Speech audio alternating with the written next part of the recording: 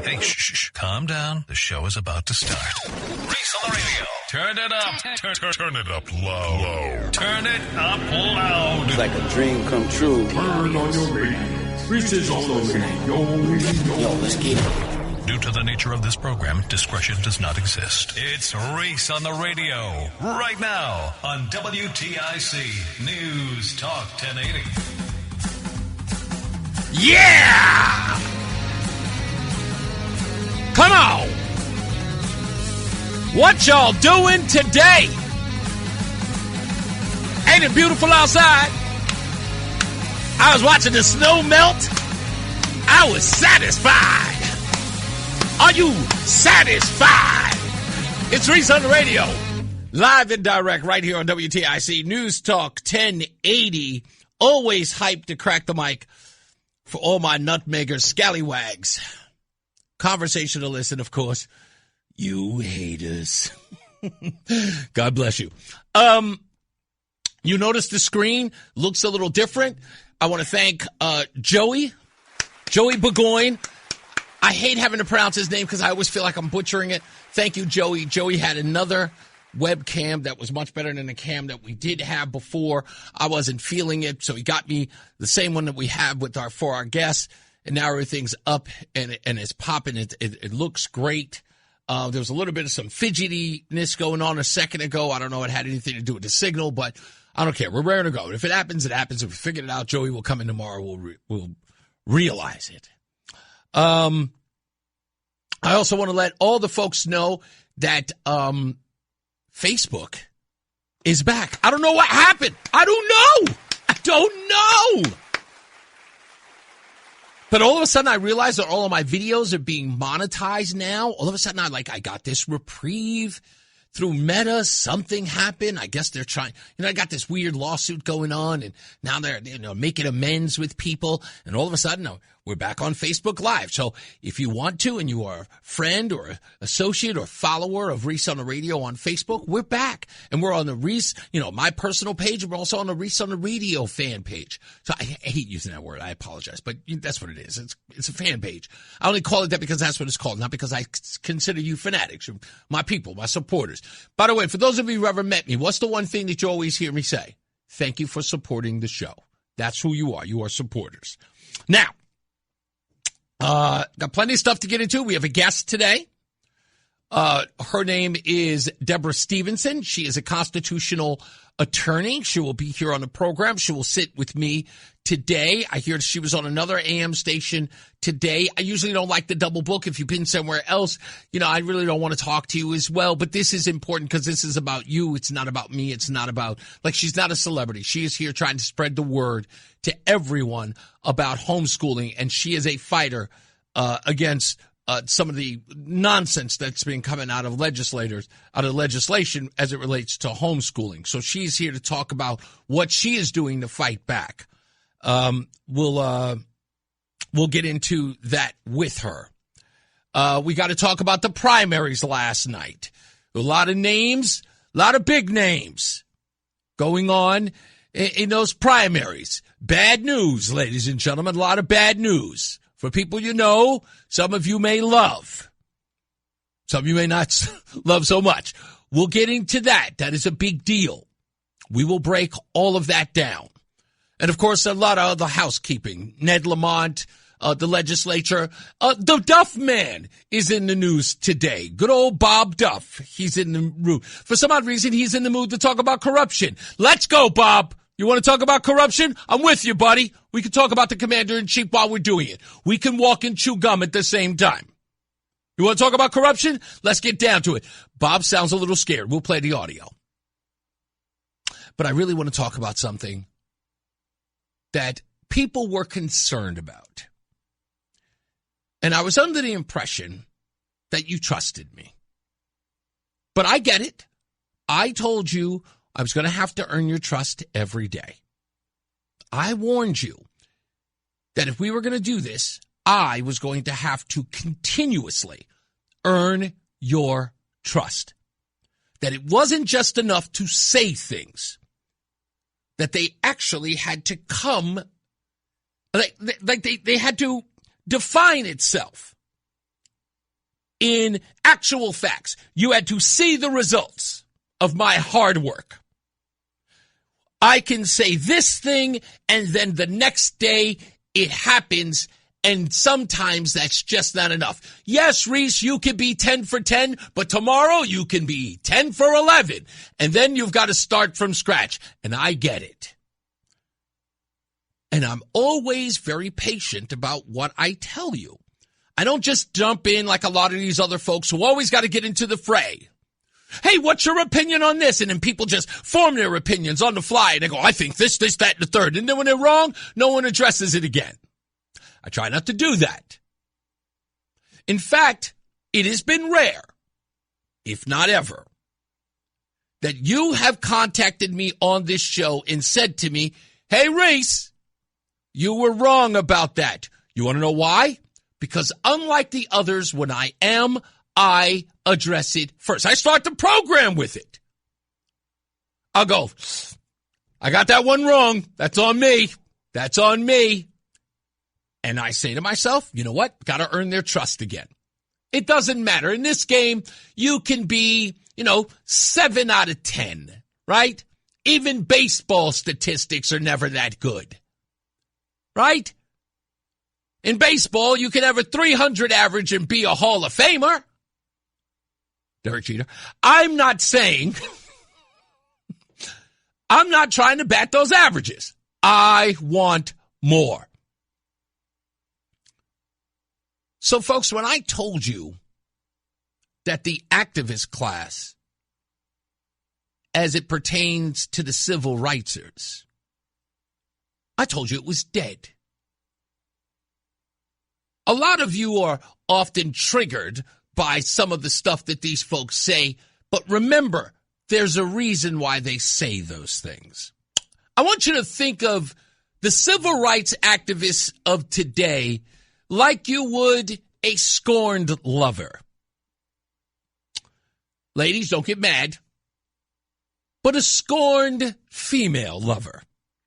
Ladies, if you're not like this, please, don't take it personal. As we always say on the show, if it don't apply, let it fly. But a lot of you girls know what I'm talking about. Women, I'm sorry, not girls. Women, you know what I'm talking about. When a girl gets into a fight or a woman gets to a fight with a guy and she's losing the argument or the debate, two things happen. She gets very emotional, maybe cries when she's losing. When accountability comes up, she may resist, but it usually comes like, you don't understand me, blah, blah. And it's the exercise sort of behavior. And then when she's angry, when you say something that might be truthful, then she gets vindictive. She'll say horrible things like, that's why your father doesn't love you. That's why you dropped out of college.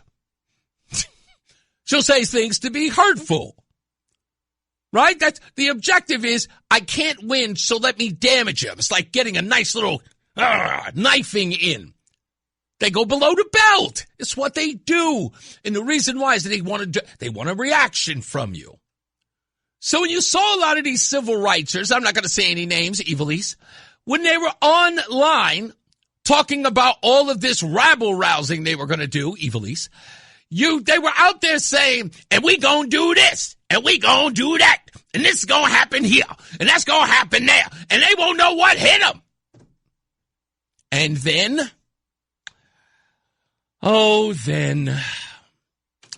reality sets in. What reality? Well, this reality. And in the end, Kara, these activists, these protesters never made it into the street, never blocked traffic at all. They did tell us a couple of them were legally armed for their own defense, but nothing ever escalated. Nothing really ended up happening, Kara, okay? The protesters showed up. They spoke to us. We thought they'd get into the street, thought they'd maybe go into City Hall. It never ended up happening. And about a few minutes ago, Kara, they left. They say they will plan other protests in the future because they're furious with the death of Stephen Jones. But, Kara, they just left a few minutes ago, and I will send it back to you in the studio. That poor reporter. They all were so excited to be out there. There's going to be unrest in downtown Hartford. Get the cameras. Get the reporters. Run, run. And they got there, and there was like 7 people. Most of them elderly from protests of yore. Yes, they were so elderly. I thought when watching the videos that someone had let out Shady Acres Retirement Home to participate in a field trip of protesting. Come on, Mabel. Come on, Mabel. No, hold the sign up, Mabel. Okay, listen, I will hold the sign for you, Mabel. Here, take your insure. It was senior day at the protest. It was. It's a bunch of old men standing outside talking about, we can't stand for this. What are they going to do? Kill us? I'm like, listen, Grandpa, you got 15 minutes, okay? Seriously. Stop, just live your life. You can live long. Get back. Can you get back on the bus? We've got to go. We got to go today. Yes, that's what we're going. Yeah, it's bingo night. It's bingo. Hey, we know you're crazy about that. Come on. Shuffleboard too. This is pathetic. And it should be. It should be. You ask yourself this weird question. Wait a minute, Reese. This used to be the thing that we feared most. The police shoot somebody and these people scream through the streets. They run around and they burn down buildings and they clog up traffic. What happened? Listen to me. Did you ever see that movie called I'm Gonna Get You, Sucker? And Clarence Williams III says, they got government jobs. The brothers walked in with guns, and they came out with jobs. The brothers weren't mad anymore. Yes, Whitey is something else. Well, Whitey is something else, ladies and gentlemen. The reason why a handful of protesters showed up for Stevie today at 10 o'clock is because protests are paid for. And if you ain't paying for protesters, you're not going to get a protester. You see, the story's out. The story is out. The Buffetts, Tides, Soros, the Koch brothers, all of them, whoever it is. The story's out. These guys have got hundreds of millions to disperse. And now it's an industry. The real, authentic outrage will get you 7, maybe 8 folks out on the street. But in order to get the big stuff, you've got to come out with the cold, hard cash. You remember that song? Nothing going on but the rent. Remember that? You got to have more money if you want to protest me. You do! If you have got no money, they're not showing up. No protest without finance. It ain't happening. And that's the reason why it's dead out there. Nobody's sponsoring you? You're outraged? No one's out there making signs for you, mass producing them? Who's showing up for that? They all know. Every one of these groups know.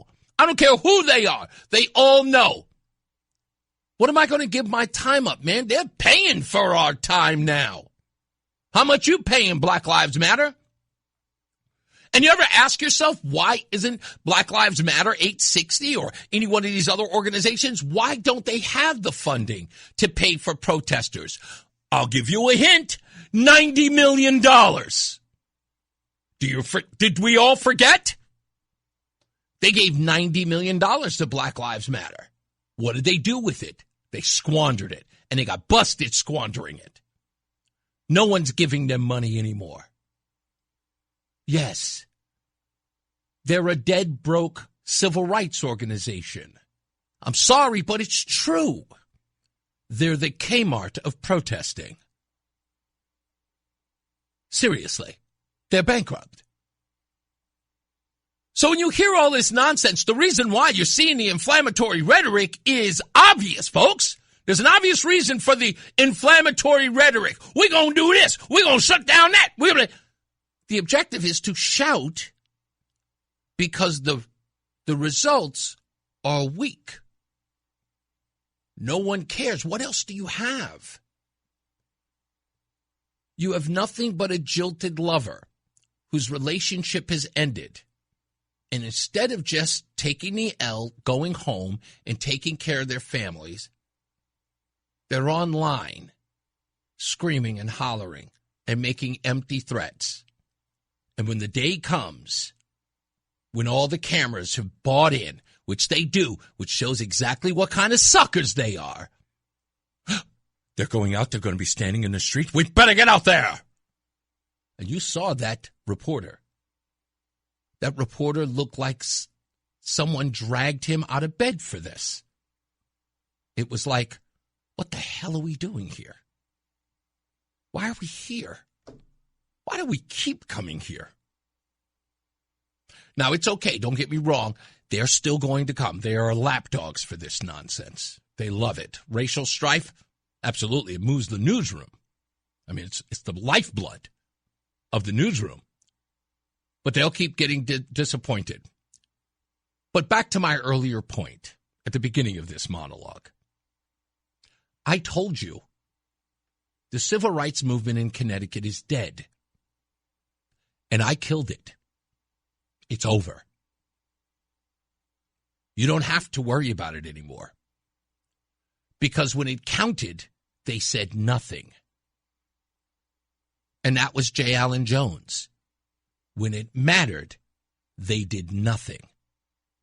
So now, every time they walk out there, it will be 4, 5, maybe 9. And they'll just go home with their tail between their legs, failed. And all I can say is, you're welcome. We'll be back. It's Reese on the Radio. Fan of WTIC? Then do us a favor. Download the free Odyssey app and favorite WTIC. Oh, I will admit, man, I saw all of these articles. And this headline, read this headline. This is incredible. Armed brigade to block Hartford intersection Wednesday to protest police violence. That's from the Connecticut Insider. And there is no evidence that the individuals responsible for said protest had that kind of manpower anywhere at any time. It's never the case. And it's the inconsistency of these organizations, which is exactly why no one shows up, even those in the black community. And that's sad. Because I have to look at it and just say, man, you blew it. You blew it. And it's not like you weren't given an opportunity. This show was absolutely open to interviewing every one of those people. NAACP, local in Hartford, and the state chapter ignored it. Now where are they? Absolutely irrelevant. Completely irrelevant. And why are they irrelevant? Well, because they didn't think they had to answer to anyone. The news media kept showing up. This is, again, I don't know if this is like a last straw for them, but I'm going to ask. I'm going to reach out to every one of them, especially WFSB. I'm going to say, hey, listen, Connecticut Insider said there was going to be bedlam. You guys show up there and you got a handful of folks and they just walked away when they realized no one was showing up. Like, what kind of networking is that? That when you show up, you get there and people are just standing around. You don't know whether or not they're protesting or waiting on the bus. I mean, it's near the bus stop, so it's hard to tell. Hi, are you here for the protest? No, I'm going to work. I have a job. It's kind of embarrassing. And it's supposed to be. When I got the memo, City Hall Adam sent me the memo that it was going on. And I'll read it to you. When he sent it to me, I was saying to myself, as soon as I read it, I went, I should go. And I thought about it. I looked. I just gotten back from the gym. And I was like, yeah, maybe I should run over there and see what it looks like. And then I went, remember the last time you did that? And I was like, yeah, it was Saturday. It was like, fool me twice. I said, nah, that's all right. I walked in here. I saw the video. And I went, wow, what? Here's where it gets crazy. A particular news network, I don't want to put them on blast, but one news network said, and I quote, only a few dozen showed up. That's just like what TNH said about Saturday, right? Yeah, it said only a few dozen showed up. And then I started to ask around. I went, well, what was the actual number? Somebody was like, 8.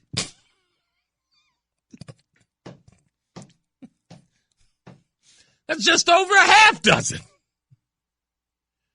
Can you imagine? Imagine the feeling you have to have as a civil rights leader. Minister Cornell Lewis, which, by the way, answer your phone, buddy. I'm going to try to call you during the break. Minister Cornell Lewis, imagine you showing up there. You were supposed to be a pillar in the black community. And you show up there, and it's you and a couple other old folks you probably played dominoes with. Hey, Cornell, what you doing over here? I'm out here protesting these police shootings. Well, I got 5 minutes. I'll hang out with you.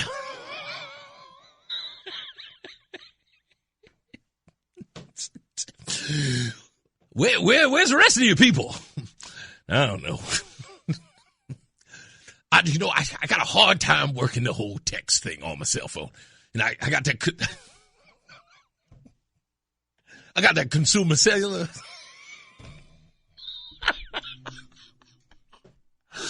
I can't seem to figure it out. I got the friends and family plan. I don't know how to get that. Is this how do I do the conference thing? I didn't press send. I can't. I'm sorry I'm clowning. I apologize. But this is awful. This is awful. Does no one care? No, they don't. We all know that they don't care. And they don't care anymore. It's a money game. And it's inconsistent on the so-called grassroots part. They don't know what to protest. All they know is that they want to. They've got a speaker system sitting in the basement that's collecting dust. And they've got angst or anger or need something to do. And they need, and I mean need, to be involved in somewhere. So look, you really want to help? You really do? If you genuinely want to help, join an organization that does the help. May I suggest one? Our good friends at the Salvation Army. And look, it's got the word army in its name. Don't you guys like that? You're an army. Oh, and you're an army for good. Salvation Army doesn't care about any of your distinctions. In fact, the Salvation Army, although a Christian organization, they don't care whether or not you're part of the LGBTQ, pro-trans. They are there to help. They see you all as God's children. You want to really make a difference instead of blocking traffic, which failed miserably, but instead of threatening, to block traffic? How about you help people get jobs? How about you use some of your activism skills to help others achieve more? I mean, if you really think about it, all of this today and Saturday, it's barely an exercise. I mean, by every measure, these are failures. They're annoyances. They garner you no goodwill. People aren't in any way, interested in helping you or being a part of your movement, especially when you say inflammatory things online.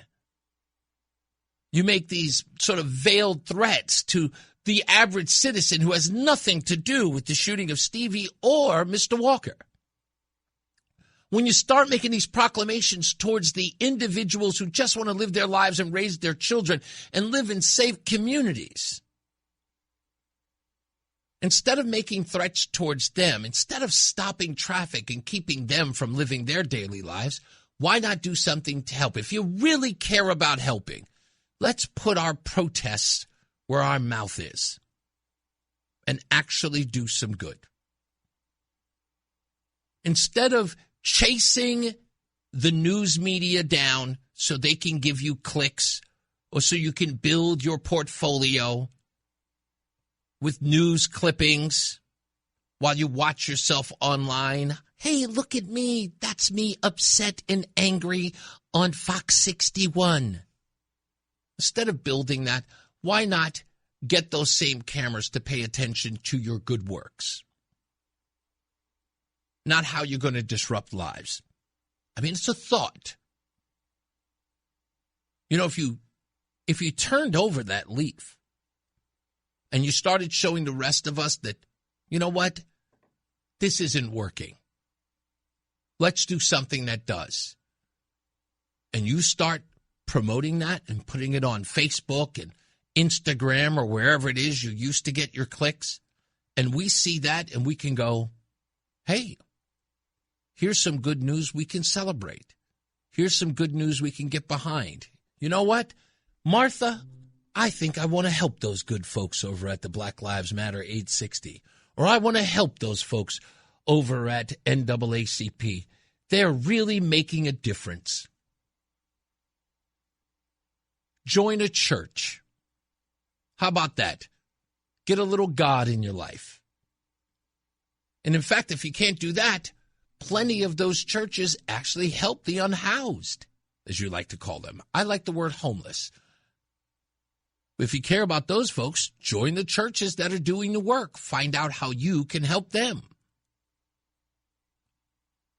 I mean, we all need to be good stewards in some way. And these groups, instead of, bubbling up division and screaming and hollering and cursing and calling people pigs and murderers, deep down, you want it to be a more perfect union. I know deep down you want peace. I know deep down you want to end the stress and the anger and the division. You probably ask yourself that every day. How do we finally get together? Well, here you go. Now, I know you won't choose it. Your ego won't allow you. If you see it my way, you figure that's, you're bowing and you're bending a knee. So you'd rather do it your way. That's okay. I've been there. But you'll come around. You'll get a little older. You'll get a little wiser. Your children will grow up. And then you don't have that many weekends. Or you'll really start to see that people don't care anymore. You'll find out that all of your activist friends don't show up for your events, but they damn sure show up for the ones they get paid $50 and $100 an hour for. And then you'll finally realize, damn, it's all a game. And our causes are being ignored. Well, I just gave you the template. I just gave you a blueprint. I'd consider it. Hey, and guess what? Shh. you don't even have to give me any credit. Just do it on your own. I'll pretend I didn't see anything. I damn sure won't say anything. Huh? Have at it. When we come back, we'll talk about our guest that's going to be on the program in a little bit. And then Jazzy Fat Nasty. Oh, she lost to the white guy. Wait till you hear what he's talking about. You don't want to miss it. It's Reese on the radio. We'll be back. It's Reese on the radio on News Talk 1080 WTIC. I've got a statement. I'm going to read it later on in the program. I'll wait until roughly about 3:30 when I get it. There's a statement from the Hartford police union that just got sent my way. I will print it out so that I can read it to you in its entirety, along with a bunch of other stuff that revolves around Stevie Jones. That's his full name, Stephen Jones, who succumbed to his injuries after being shot 9 times. Also, later on in the program, I'm going to lay out not just what the IG said, but also as police protocol says whether or not it was excessive. I know there's a lot of people who were saying to me, not to mention any names, that people were saying that, 9 times, like 9 times. I struggled with that in a lot of cases. Is it Amadou Diallo? Was the case in New York? Yeah, I think it is. I'm almost positive it's Amadou Diallo. There was another one that I may be confusing with, but I believe it's Amadou Diallo. This was the case that was in the Bronx, where the police officers fired on him when they thought that he was showing a gun when indeed it was his wallet. And people were talking about the 51 shots that were fired at that time. And I remember talking to a retired police officer, detective even, and I was of the ilk, and this is way before I get into business of radio when this happened. It was like late 90s. And I remember saying to him, I was like, wow, it's 51 shots, man. That's a lot. And I hadn't taken into consideration that in many cases there were, one officer who fired a bunch of shots. The shooting of Sean Bell. He was the young man who was gunned down the night before his wedding at a strip joint in Queens. One of the officers in that shooting, which many people, rabble-rousers like Al Shifty Sharpton, tried to suggest it was racially motivated. Turned out that the officer who fired the most shots was Arab American. He fired 31. Did I mention that? Yeah. Anyway, so, I was asking these detectives about those shootings, and he explained to me that's a situation like that is not what you think it is. The Sean Bell thing, not to relitigate it, but those of you who do remember, it was a powder keg in New York during the time. People kept forgetting that situation was a perfect storm, as was Amadou Diallo. When I say a perfect storm, I'm talking about like the movie Perfect Storm, meaning that it's such a storm that everything about it is going to go wrong and people are going to lose their lives, as people did. The Sean Bell situation was, imagine Sean Bell getting into an altercation with a group of people at a strip club, one person saying, I'm going to go get my gun. And then when Sean Bell gets into his minivan, well, he wasn't a uniformed, I apologize. He's an undercover police officer, I apologize. Undercover police officer approaches the van with a gun drawn. Now, again, the only thing you remember is that you just had an altercation with a person who says they're going to get a gun. Someone who is a plainclothes cop comes at you with a gun, and you think they're the same people. Sean Bell floors it. Ipso facto, he's dead. Now, people forget that part of the story. That's how it happened. That's what I mean by the perfect storm. But people don't look at that. The only thing they see, and again, it's always the simplest of results. This is police officer, person killed. It didn't matter about the video. They only care about the 9 shots. They don't care that he wanted to suicide himself. Doesn't matter to them. They don't care. Police officer's the bad guy. Everything he could have done in that scenario would have been wrong. If they shot him in the leg, it would have been shot him in the leg too many times. When you are insistent, and that's what these people are, when you are insistent on creating a fall guy, if you are insistent in calling somebody a bad guy, and that's the lens in which you see them, you will. Now, I want to give you an opportunity to do something. I'm going to tell you exactly what I mean by this. Later on, I'm going to wait till later on in the program. I posted something on my Facebook page. If you want to go and see it now, you can, but I want to tease it a little bit. You have no idea what derangement is. There are people today who are so deranged in their apathy, acrimony, whatever it may be, anger towards a person, they are willing to harm themselves to get the result they want. I'll even mention this. In fact, I'll ask one of my favorite liberal friends, what are you willing to sacrifice to end the biggest problem of the world? If you think rich people are greedy, what are you willing to do to yourself? Would you give your right arm for billionaires to share their wealth? All of them. Would you harm yourself to do that so you could share the wealth? Believe it or not, there are a lot of people out there who would. We'll talk about it in a minute. Stand by. More news, more views. Top of the hour news coming up with John Silva. When we return, it's Reese on the Radio. Reese on the Radio, making sense of the news. Yeah, even when it makes no sense at all. Now on WTIC, News Talk 1080. I'll read Ruddy's statement later. Also, just so you know, we do have a guest today.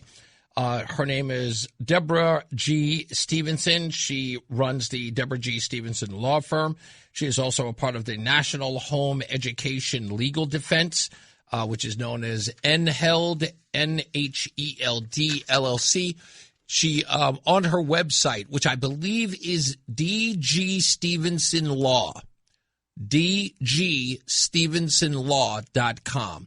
If you go there and you go to her page for NHELD, you can actually become a member of the National Home Education Legal Defense Group. They fight for the rights of parents who wish to homeschool their children. And she spoke at a meeting yesterday. I presume it's the same meeting my pastor Todd went to. But I'll find out what it was. And I heard there was a bunch of shenanigans that went on about that. But we'll have her here. We'll talk about what she's doing and the inroads that she has made, because she is a national organization. She's fighting for families all across the country. So we'll get all of that. She'll be here at 4 o'clock, a little less than an hour from now, to talk to her. So there were some primaries yesterday. And a lot of people were celebrating the end of two particular campaigns. And that was one of Dan Crenshaw and, of course, the other of Jasmine Crockett. Now, the Crenshaw thing I saw a mile away. He really lost a lot of his momentum as a MAGA guy because he saw fit to, and I think the Saturday Night Live thing did him in. There is a lure that happens. I don't know what it is. It happened to Mitt Romney. It's happened to a lot of others. Once the leftists or the mainstream media accepts you as one of theirs, you get that buzz and you kind of feel like you have to capitulate to them in some way so you can stay in their good graces, because you get a lot of good press. And you get a lot of good press in prestigious places. You know, hey, that's a nice little write-up about me in the Washington Post. Hey, I'm in the New York Times. Truth is, no one should care about those things. I don't care about them. If you care about them, fine. You know, just understand that it is usually empty calories. You know, Rush had a saying, you know, if the media makes you, the media will break you. If you're not self-made, you're not self-made. That's how that works. And the media will turn on you, especially if you dupe them for making you, right? If the media puts all of their weight and their prestige behind you, the minute that you let them down, they have to destroy you to retain their own credibility. That's how it works. So you start feeding into that monster, making sure that you're in all the publications. Somebody is, grabbing your hand and going, yep, we got to do this interview. You're going to be on time. Yay. And you don't have any integrity. And the minute that you get some and you start turning against their agenda, they will destroy you. Oh, you didn't use us you used us to promote our agenda. You're thinking for yourself? The end of you. Look at Nicki Minaj. I know a lot of you folks don't even know her or her music, but I mean, listen to the things that they're saying about that young lady. It's unheard of. But all she had to do was support Donald Trump. Next thing you know, the so-called black elites went after her, told her she was a sellout. Started making comments about her of a sexual nature. I mean, dogged her out. With all of the screaming and hollering about calling black women B's and H's, and then when Nicki Minaj joins the Trump administration to say that she supports him, you immediately resort to calling her a B and an H. Making comments about, the administration doing sexually explicit things to her. Yeah. The news media going after her daily. Why? I'm sorry. That Negro don't want to think right. Got to destroy her. And now all of a sudden, Jazzy Fat Nasty. Career over.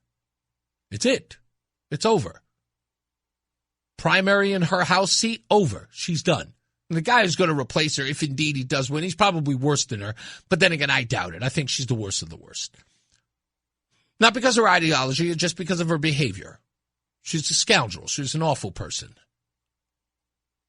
Any woman that would say, we ain't picking cotton, that's why we have to have illegals here, is an awful individual. Huh? And the fact that nobody even called her on it, the fact that no one in her community said to her, that's disrespectful, and she went on to say it several other times, I'm not trying to hear that nonsense. The fact that most of these people, these so-called black revolutionaries, the civil rightsers, we stand up for our people, didn't blink an eye voting for the white guy. It was like watching millions of Barack Obamas. Remember the lecture about Kamala Harris to the brothers? How you not going to be supporting a woman who been where you are? One of your own, been to your schools, made chitlins. That's essentially what he said. Only to then turn around and then support Abigail Spanberger while she's running up against an African-American woman, a West Indian woman of all that. And didn't blink an eye, showed up and campaigned for Abigail Spanberger, stood right there. I'm voting for the white girl. And it wasn't even a year later from when he told all the brothers how to behave. And here we are, Jazzy Fat Nasty, abandoned. I saw Telarico's acceptance speech after she called to concede. Did you see any black people behind him? Yes, you did. Yes, you did. What happened to all that DEI nonsense? I thought we had to have Jasmine Crockett. I thought Jasmine Crockett told us that we didn't have to always rely on the white man. I thought that we should have diversity, equity, and inclusion. Well, what happened? Nobody wanted to include Jazzy Fat Nasty? She can't be included? Oh, that's crazy. But here's the part that makes me laugh. I got to tell you the part that makes me laugh. You know what these bozos told me? They told me that they needed a guy who could win in against Jazzy Fat Nasty and against the Republicans. This is who they sought to beat the Republican. James Telarico. Our southern border should be like our front porch. There should be a giant welcome mat out front. What? You think you're going to win with that? That's what lost you the general. Do you understand that? The whole border czar thing? The reason why you didn't pick Jazzy Fat Nasty is because you needed to win? You think this is a winning argument? Our southern border should be like our front porch. There should be a giant welcome mat out front. Yeah, let them all in. 67% of Americans say get them all out. Telarico in Texas. Welcome, Matt. Put it on the southern border. Bring them all in. Bring them all in. That's not even worse. What else did you lose on? Try this on for size. More and more people are no longer identifying as non-binary and all this she, her pronoun nonsense. They're dropping it. Why? Because it's pointless. It was a fad. It was silly. It was stupid. No one's even responding to it anymore. It's not even relevant. They've lost every fight on this. James Telarico. I want us all to be aware of is that modern science obviously recognizes that there are many more than two biological sexes. In fact, there are 6, which honestly, Representative Hefner surprised me too.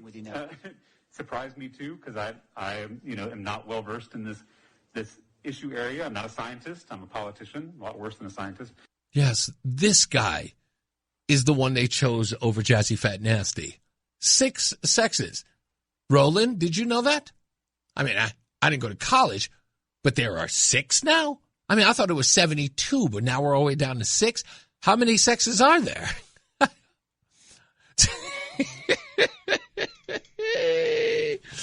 Keep running these bozos. Yes, James Telarico. Listen, he just said it. I want us all to be aware of is that modern science obviously recognizes that there are many more than 2 biological sexes. In fact, there are 6, which honestly, Representative Hefner surprised me too. Surprised me too, because he said it surprised me too. There are 6 sexes.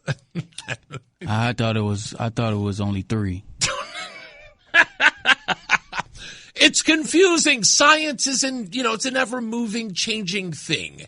No, I thought it was 3? What? Yeah, male, man, woman, and what?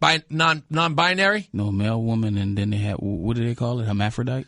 Oh, no. That's even in hermaphrodites, it's still male and female. Oh, really? Male and female blended. Yes, it's still male and female. But it's not one or the other. Yeah, well, it is one and the other. Yeah. But see, it's one and the other with so one. That's like, isn't that different? That's a different category? Technically.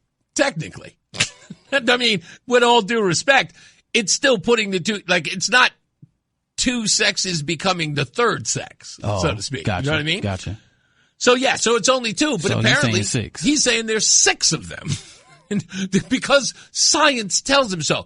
And don't forget, he's not a scientist. He's just a politician, which in then sort of like it means that this guy just listens to the people who tell him that it's 6. They're like, yes, we are scientists and there are 6. And then he goes, oh, well, you have a lab coat on. You must be telling the truth. This is the guy they picked over Jazzy Fat Nasty. That's who they picked. That's their guy. Yikes. Yeah, exactly. I don't want to be afraid of this guy, but they should be. Thank you, Roland. I appreciate your money. I just wanted to know if you heard that. You got a kid in school, so I was just wondering. If she had come home and says, Dad, there's 6 sexes now. I'll say, sit right here, daughter. Let me tell you the truth. You know what? Homeschooling may be in your future. Since we're on the subject. That's exactly right. Homeschooling may be on the docket, my friend. Yeah, but that's where we are, folks. That's where we are. This guy is who they chose over Jasmine Crockett. And they said to us, quote unquote, we need someone who can win. In Texas, that's who they chose. This guy makes Beto O'Rourke look like look like Cruz. This is laughable. He said some other crazy stuff that I didn't even bother to get into because I don't want to make a whole deal out of it. But that's this guy. That's exactly who this guy is. Democrats have not learned their lesson. They have no intention of learning their lesson. And they're going to keep doling out the same stuff that got them the loss in the first place. They really think that the progressives are, sitting, under a rock waiting for this candidate. But if they really think this guy's going to win a Senate seat in Texas with that kind of rhetoric, they've got another thing coming. But then again, I don't expect these people to be smart. I don't expect them to be smart at all. So, it's just the way it is. Anyway, as I said, we have Deborah Stevenson, and she is of the Deborah G. Stevenson law firm. She'll be joining us. She also runs the National Home Education Legal Defense, which is an organization helping families who wish to homeschool their children. She's going to be here to talk about that and her campaign to fight all of these crazy things that are related to homeschooling. Parents, by the way, if you wish to, those of you who wish to, parents who are who homeschool their children, because it turns out there are plenty of them here in the state. If you indeed wish to share your story or at least to opine about what they want to do to homeschooling parents, give me a call at 860-522-9842, 860-522-9842. I want to hear from you, and if you are interested in joining the fight with Deborah Stevenson, I will get you the information to get to her website and to join her cause. I think that this is going to be an easily won fight. And I don't think they're going to really stand a chance against parents. The DCF thing, I'm surprised DCF hasn't come forward and said, hell, I'm not taking any more cases. And I know that no one there in the organization is going to speak up. I mean, that's just not who they are. I don't even think they can. They're probably going to be really, really quiet about it. But I expect there's going to be some pushback. Of course, I know that there are some public hearings that are going on about that. Also, I heard there's a public hearing coming up on 5044, House Bill 5044. I want to talk to Kate about that. I'm actually going to talk to her later on today, if not tomorrow, about that and what her efforts. She says that the petition that she has all of you signing is now up to 15,000 and looking to reach 20,000. Please go to Kate Prokop's page. In fact, during the break, I'm going to post it on my Facebook page and my X page to get you the direct link so you can go there. If you haven't signed, get someone to sign it. Share it with that family member or friend and get them to sign. This is very important stuff. We do know, I had Josh Elliott on yesterday. He says he doesn't know much about it, but I'm going to call him and find out if he's looking into it. By the way, I don't want to put him out there. I should, because we said it off the air. Let me just say, I can't do it. I can't do it. It's wrong because I never asked him permission, so I don't want to throw him under the bus. But all I can say is thank you, Josh, for the info. And, I'm going to be sharing it with the candidates who are running. I can't share it with everybody else, but I'm going to share it with the candidates who do know. Don't get mad that Josh was just doing it. I told him the story, and Josh just responded to it, but I'm not going to put it on the air, and I'm not going to blow him up like that. But let me just tell you, man, let me just tell you, man, and this is the one thing, I want to say this. This is very important, okay? This is the part I don't like about party politics, okay? When you know something, like when you know something and you know that if something isn't done about it, the people are going to suffer, it always bothers me that people suggest that there's a particular, behavior you have to have. It's not right. When you know something, you're supposed to say something because you care about the constituents.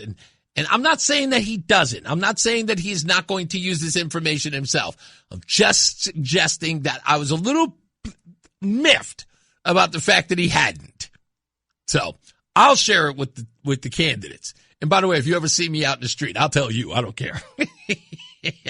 You ever see me and say, hey, Reese, what's going on? Hey, remember that time I'll tell you. I'll tell you. Ain't nobody going to get me. I'll tell you. I'll tell you what I know.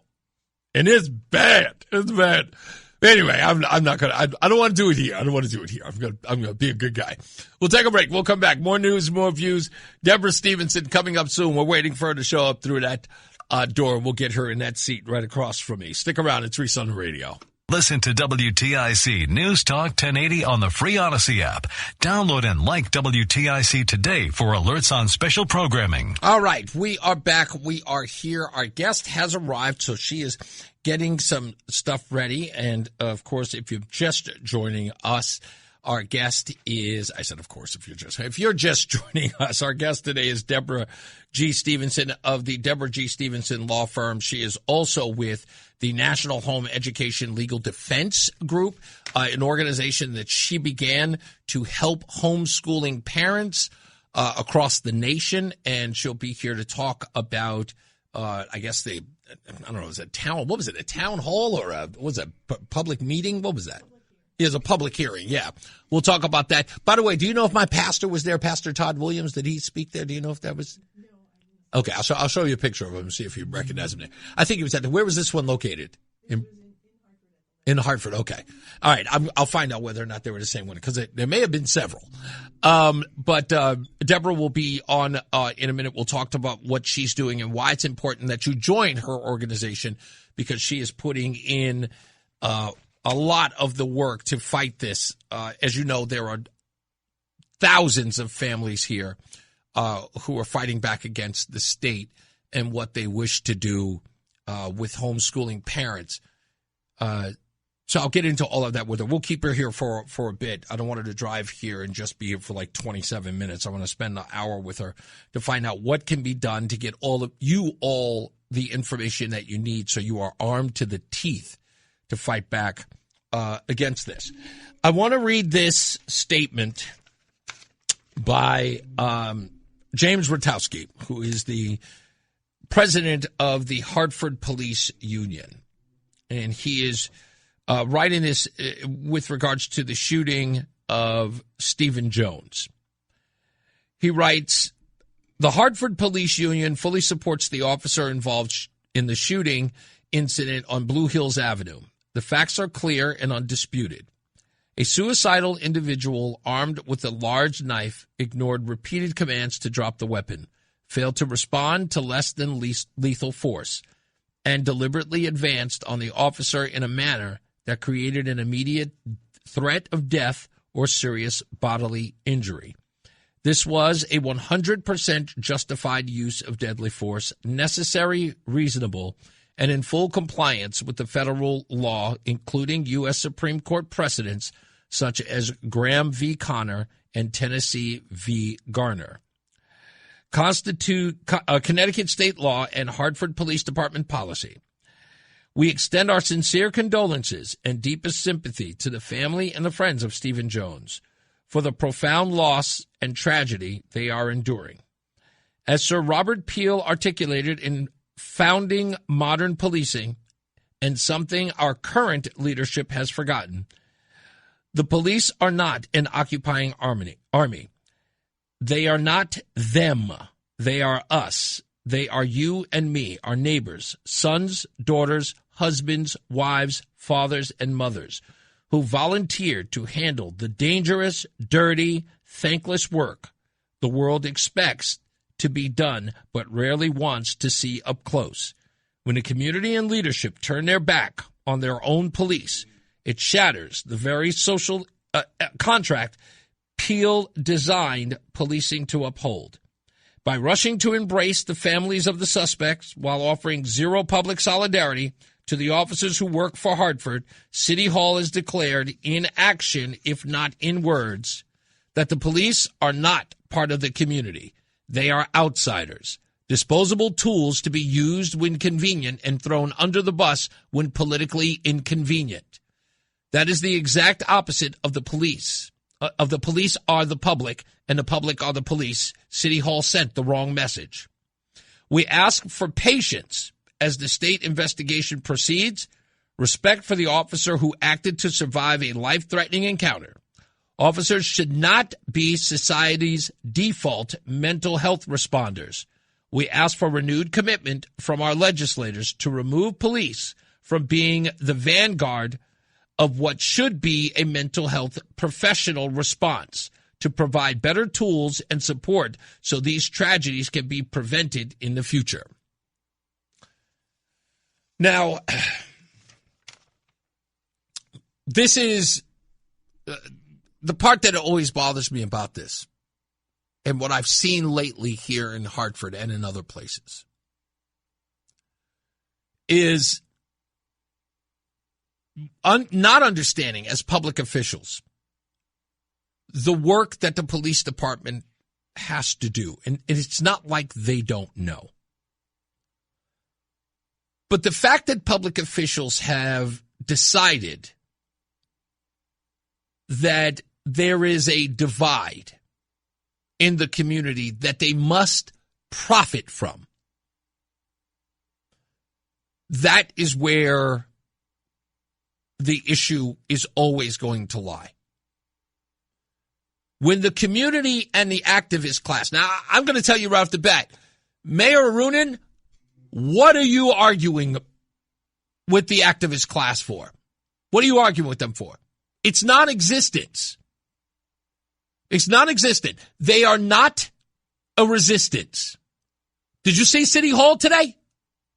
What do you have, 8 people? Are you trying to get their votes? I'm putting a amount of money on it. At least 7 of them don't.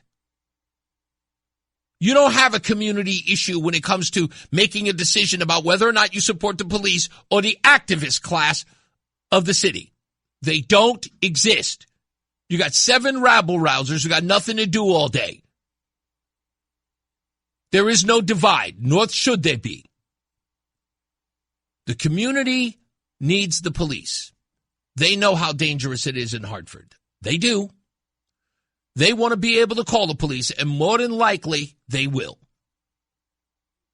But if you want to keep exacerbating the division between them and the police officers, you know exactly what you're going to get. It is not going to be people going, I'm just not going to commit any crimes anymore. It's not going to be, I'm just done selling drugs anymore. No. It will be police officers who will say, yeah, I don't need this. I'm done. I get no support. I lock people up. They're out the next day. The criminal justice system cares more about the criminal than they do about justice. Why bother? You know what? Everybody's leaving the state. The place is corrupt. All they care about are the people who care less about keeping the state clean, keeping the city clean, keeping the city safe. They want to give up the asylum to the maniacs. Why stay? And when you sit around, when it gets to the point where your family gets robbed, because it will, trust me, ask Rahm Emanuel in Chicago. Even his son got robbed. You want to know what Rahm Emanuel did in Chicago after his kid got robbed? You want to know what he did?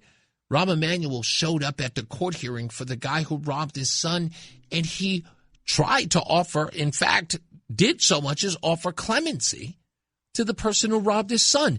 You couldn't be my father and do that. I would look right in my father's face and like, I'm sorry, you did what? Well, I know he robbed you. I know he humiliated you and made you feel small and made you feel unsafe, but, he's a poor kid, We can't put him in jail. What kind of person would I be if I locked him up for robbing my son? A good father, you think? And that's the kind of nonsense we're dealing with. What's it going to take? I would hate to have a mayor or a public official be the guy who then governs after he's allowed the place to run amok, after the town has become sort of the purge, right? And then his own family is in danger, right? His own family gets sort of caught up in the non-existent security that he's supposed to provide for his constituents. If his mayhem with letting people out, right, not caring about recidivism, just, no, we can't lock them up. You're just lowering the bar on what's considered a crime anymore. And people are just allowed to go out. And then they go back and they do the same thing. And then so happens their own family ends up becoming a victim of that person they allowed out. Willie Horton, ring a bell? And then you got that governor or that mayor or that public official that now rules with an iron fist. He's overcorrecting. Now everybody is going to jail for 100 years. Or you find out that he doesn't really care. Doesn't matter how it affects him. It always, by the way, it always ends up the former. It always does. You guys say it all the time, right? They don't care until it happens to them. But then it'll be too late. Because then everybody will be asking, what happened? Now all of a sudden you give a damn? I wish they would stop dragging these guys. I wish they stopped dragging the cops. They're the only people running towards the issue. The only people going towards the issue while everybody else is standing around doing nothing, grabbing their phones. Think about this. Think about the difference between the two people, folks. It reminds me of that episode that happened on the subway a couple of years back. A woman was sitting on the subway and a deranged homeless man was sitting next to her. He was walking back and forth in the subway car. And finally he sat there next to this woman and he grabbed her by the hair. And he wouldn't let go. And the woman was scared. You could see it in her face. She started crying as the homeless, deranged person held her by the hair. And the people on the train car opened up their cell phones to film it. No one came to her aid. They all went viral. But no one assisted that woman while she was being attacked. No one knew what that man would do with her next. No one knew if he had a weapon. Nobody knew exactly how deranged he was, but they sat there and they watched and they all captured it on film. And then you see the police officers running to the danger.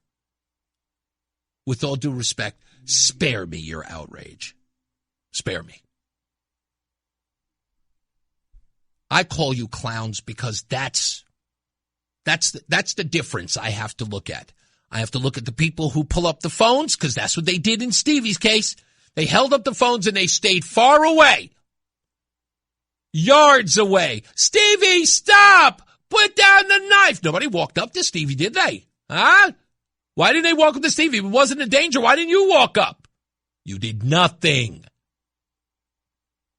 You're not even an armchair quarterback. You're a bench player.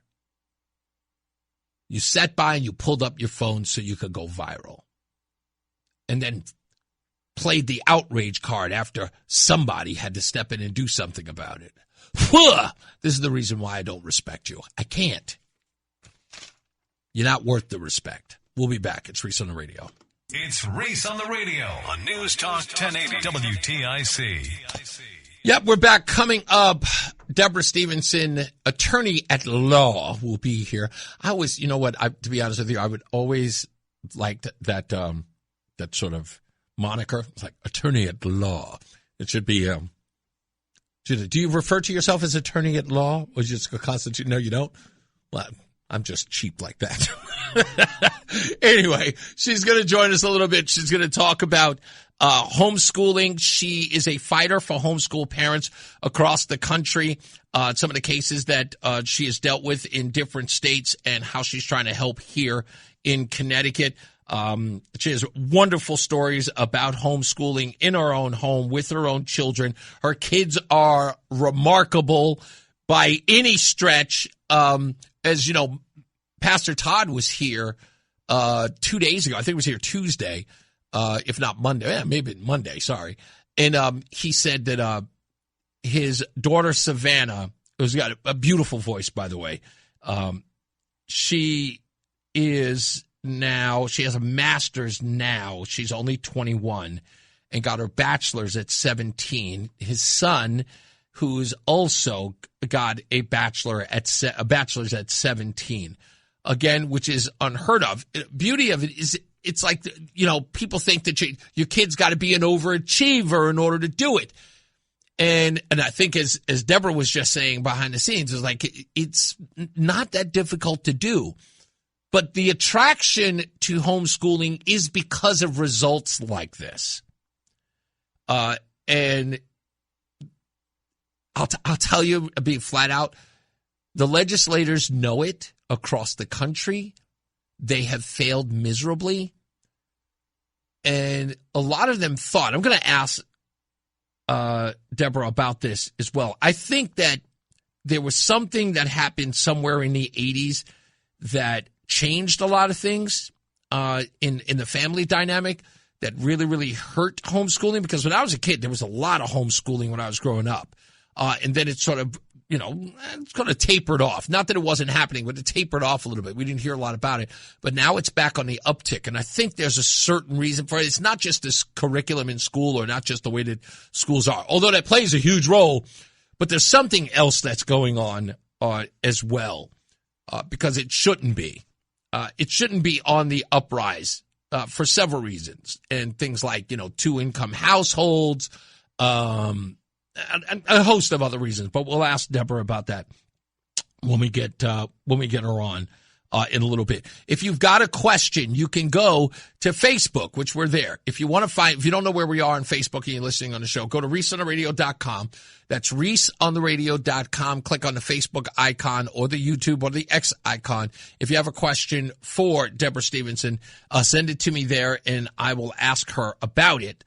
If we get a shot. But I think we will. I think we have an opportunity to answer some questions for those of you who are fighting the legislature to keep homeschooling your children without a DCF file, which, again, I'll ask Deborah about that and how insane that is. Also in the program, the Lamont vetoes. That's something we need to get into today. What did he veto? Why did he veto? Why are the Republicans taking a victory lap on it? Also, Doug McCrory has decided to step down from one group, although he hasn't stepped down from others. Doesn't mean that the writing's on the wall when it comes to Doug McCrory. We'll hash that out, maybe, and we'll give you any more details that we know about these so-called protests that have been happening in and around Connecticut with regards to Stephen Jones, also known as Stevie. Looks like okay. People are wondering about my shirt. My shirt is reading Rambo. It's LeVar Burton. It's a whole play on words. Ask Rama. Rama got the shirt for me. Let's get our first check of weather and traffic. Mark Christopher. He is in the BPS Lawyers Traffic Center. Hey, Mark. It's Reese on the radio. And don't say we didn't warn you on News Talk 1080 WTIC. We're back and we're here. Deborah Stevenson is hanging out with me today, and while I'm sitting up here working on her camera, I completely botched my own. Deborah, I'm just always taking care of my guests before I take care of myself. I'm so selfless. Anyway, it's a pleasure to have you here. We'll talk to you in a minute. We'll get a whole bunch of stuff. We're going to go to traffic and weather in a couple of minutes or so, but I want to let everybody know if you have a question for Deborah as it relates to homeschooling and what she's trying to do in the midst of our interview, please hit me up. I'm on Facebook, I'm on X, and of course on ReeseOnTheRadio.com. You can go for all of them. Just let me know what you want to ask or what you're interested in, and we will be happy to convey that for Deborah so she can help us out. I want to also direct your attention to my Facebook page. This is important.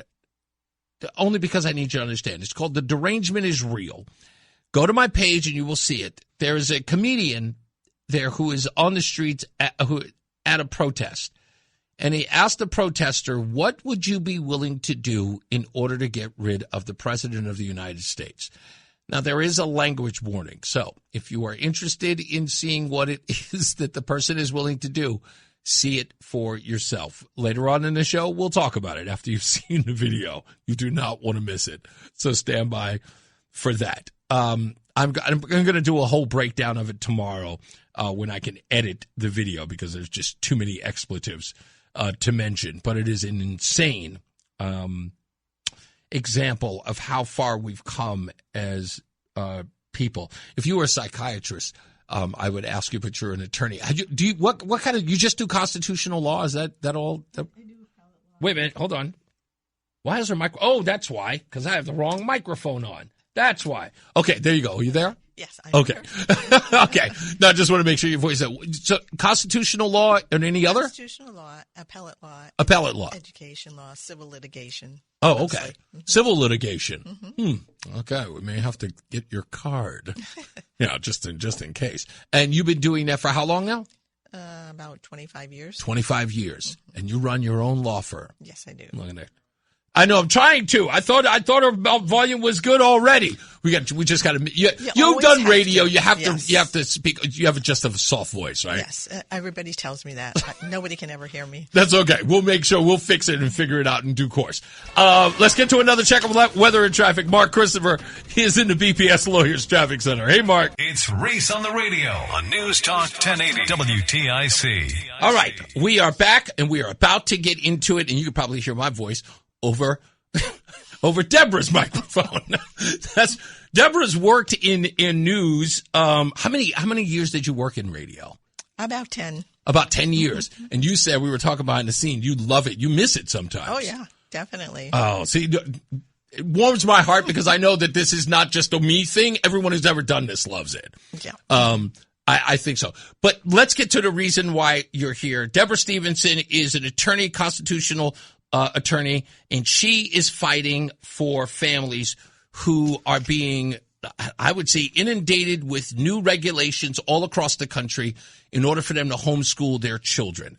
I think the latest assault is this ridiculousness that parents are going to have to put their kids on, they would have to have a DCF file. Is that one of the things that you're sort of fighting against? It kind of amounts to that, yes. Okay. Talk to me about that. Help me understand, is that the only issue that most people have, or is there a litany of them?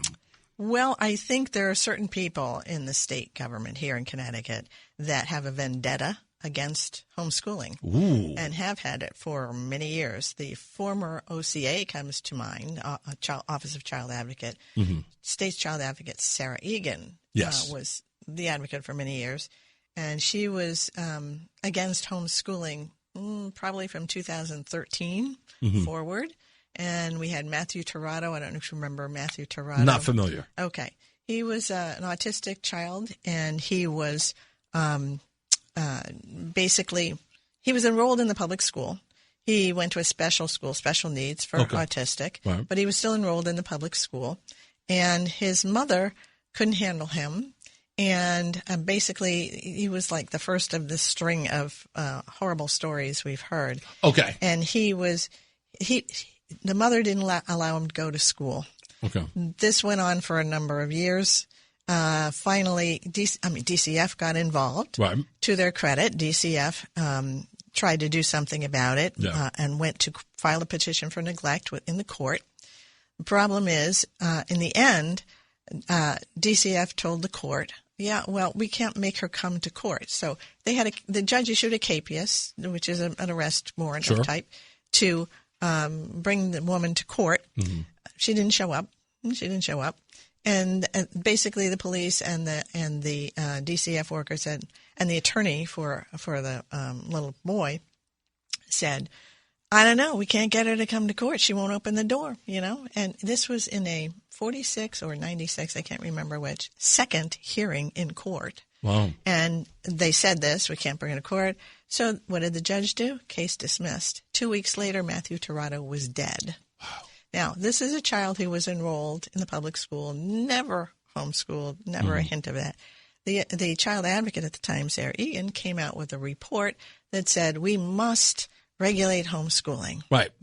And we knew this from the beginning, that they were using these DCF cases as a means to go after homeschooling instead of holding DCF responsible or DCF having any culpability in these cases. Exactly. We saw it no matter what the case was. If DCF was involved, if there was a hint of DCF involvement, they did everything to protect them. They all, sort of created a barrier. Do not look at them.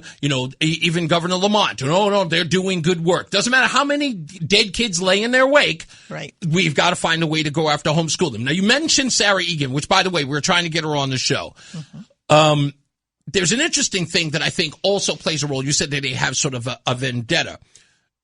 Just in your experience, because you've seen this in other states, and I don't know if it's actually, if it's across the board or if it is incremental. Is there this issue that says, in your travels across the country, that homeschooling has become a threat to the public school system? I was just going to say that. Okay.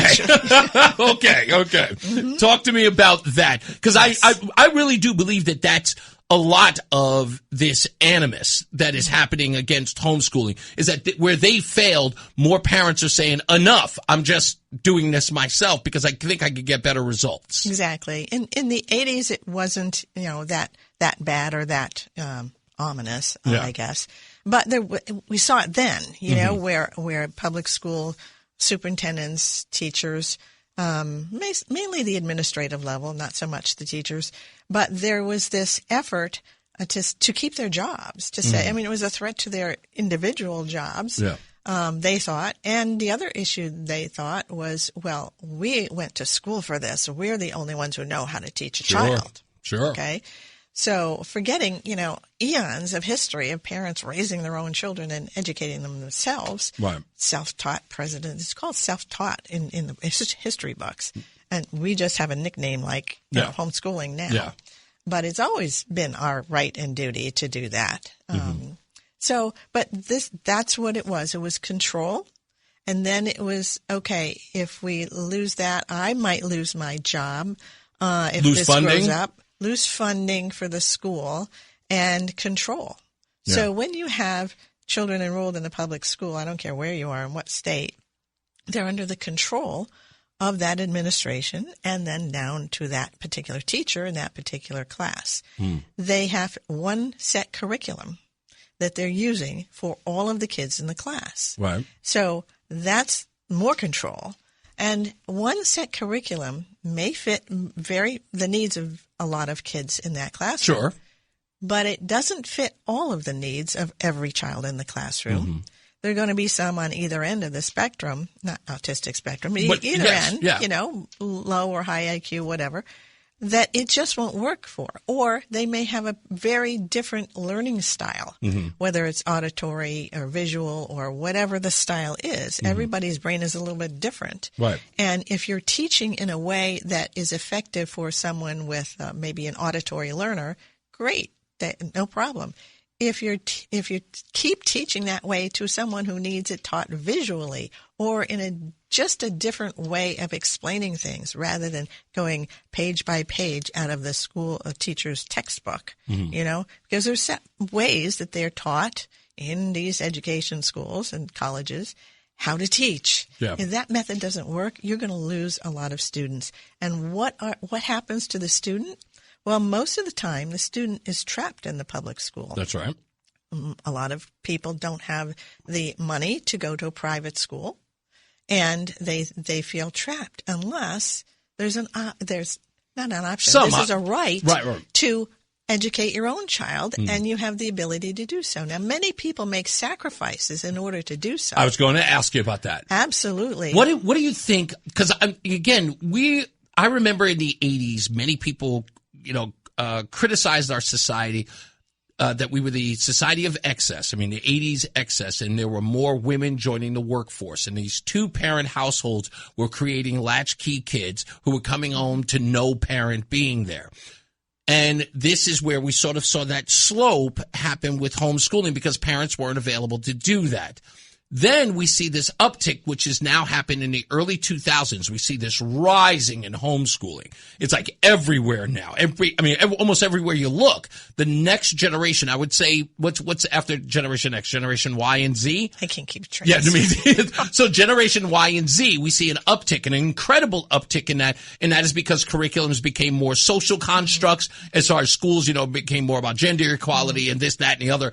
And we also saw a falling off of proficiency testing, kids not learning to read, not learning math. That was, plummeting. Parents who could. What caused, in your, I guess, estimation, or at least in your travels, how have parents been able to move from the two-parent household to now they're actually being able to stay home with their kids? What are they making? What kind of sacrifices are they making? Great sacrifices. There have been parents who, obviously gave up. One of them would give up their career and to stay home with the kids. Or in a two-parent family that has to work, maybe they readjust their work schedules. So one works in the daytime, the other works at night. Okay. But homeschooling doesn't have to look like public school. Okay. 9 to 3 or whatever. I don't know this, so thank you, because I need that education. Okay. No, it does. It's not that at all. It's not school at home. It's basically knowing your child, knowing the needs and capabilities of your child, and then getting the right resources and materials in the right learning style of the child to let them excel at what their interest is. You may be following a generalized curriculum, or you may make your own depending on the needs of the child. But it's all geared to what that child's capabilities and interests are. And that's why the child excels. They have the flexibility of time and the flexibility of materials and curricula in order to make that meet their needs. Now, public schools, and special ed, that's the goal, is to meet the individual needs of the child. And you have to make the IEP, an individualized education program, actually formed based on what that individual child needs. The other general education kids have to fit the needs of the curriculum rather than the curriculum fitting the needs of the child. Okay? So when you're doing it at home, you can see what's working. You can see what isn't, just like a teacher in a public school knows what each kid can excel or not. But, teacher observation, right? Sure. Well, that's really, we know that. You have the option of flexibility as a parent teaching at home. Yes. Flexibility of time, flexibility of curricular materials. You meet the needs and the interests of the child. Interest is key, because I'll give you an example of one of my daughters. She was doing fine. And then in math, and then we got to long division. She hated long division, right? Wouldn't do it for anything. No bribery or anything. So, okay, so what other kind of math do you want to study right now? And I think we did algebra at the time, instead of and then when she got to problems where you had to use long division in algebra, she said, I guess I better learn that. Okay. So that's when, you don't force it on a child. You lead them to the information. And realizing they have to double back. And when they're ready, yes, they will fill the gap. Or you as a parent will see to it that they can fill the gap at their level. You've had, how many children of yours are homeschooled? 2 children, boy and a girl? Girl and girl. Oh, both girls. Okay. And from what I understand, before we take a break, because I want to hear a little bit about your backstory, you homeschooled both of them, and you're an attorney for 25 years. Yes. And you homeschooled your children. You've obviously had the flexibility to do so. And let me get this right. So we have 2 children. We have master's degrees, PhDs out of these children. Talk to me a little bit about their age and the level of their education. Okay. Well, when I started out, I had left my radio career. Okay. And so it wasn't my idea to homeschool. It was the idea of my pediatrician. Really? Yes, at the time. Because my first daughter, she was reading at an early age. And, I was my first child. I didn't know. So he knew a family who was homeschooling. And he said to me one day, he said, you know what? you should get in contact with these people over there in homeschool. I said, what? I had never heard of homeschooling before.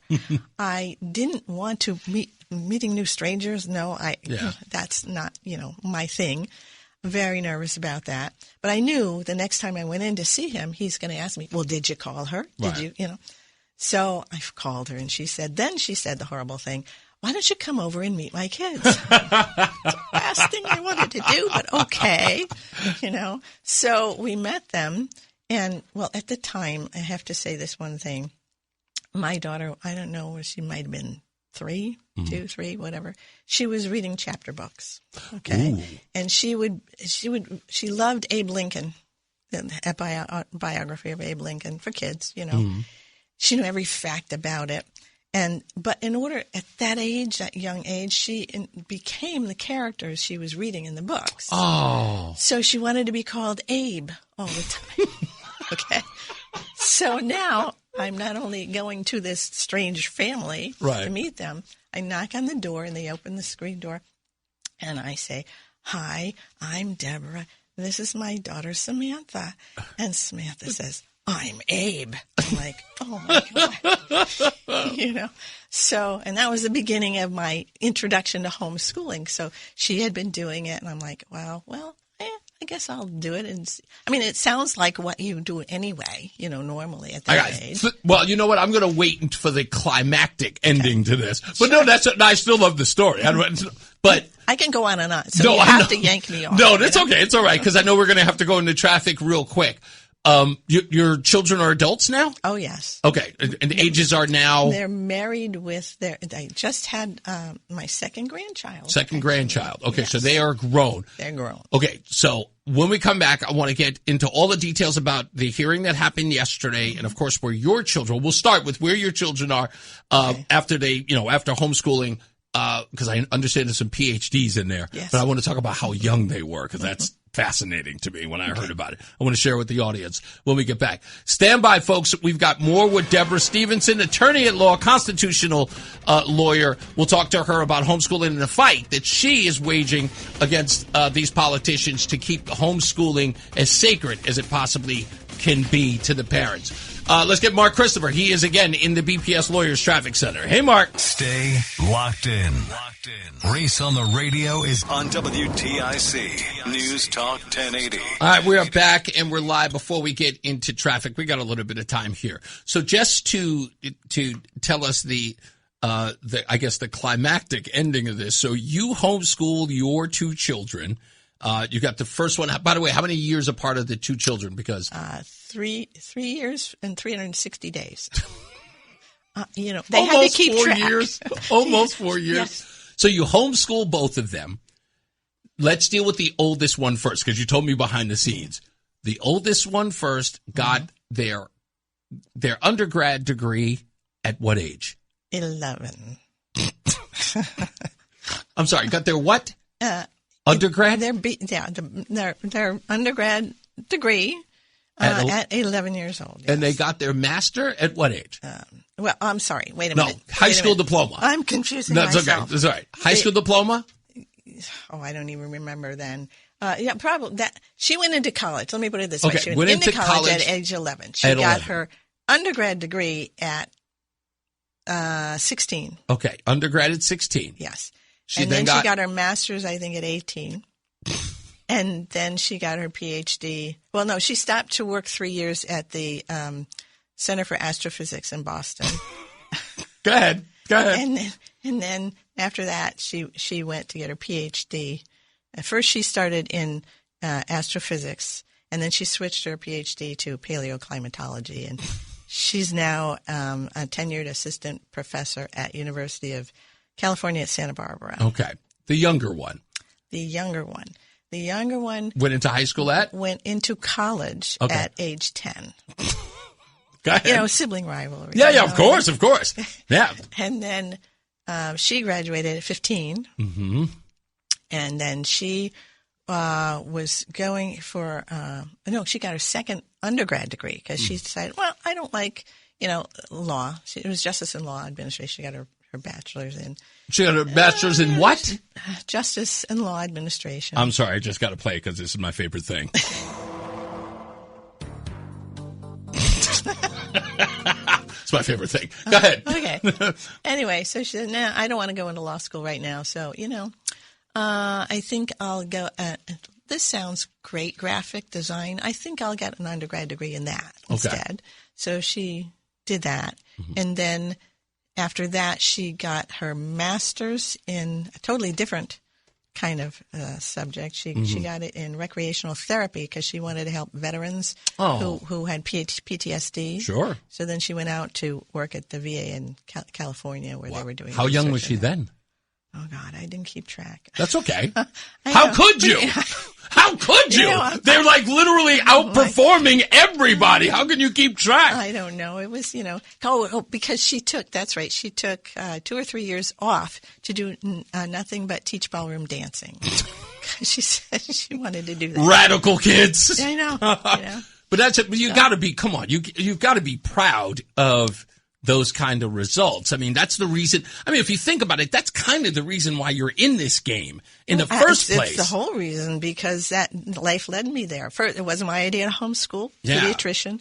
Then at age 5, my first child, I never told them what grade they were in or anything. I just bought textbooks, whatever they were interested in.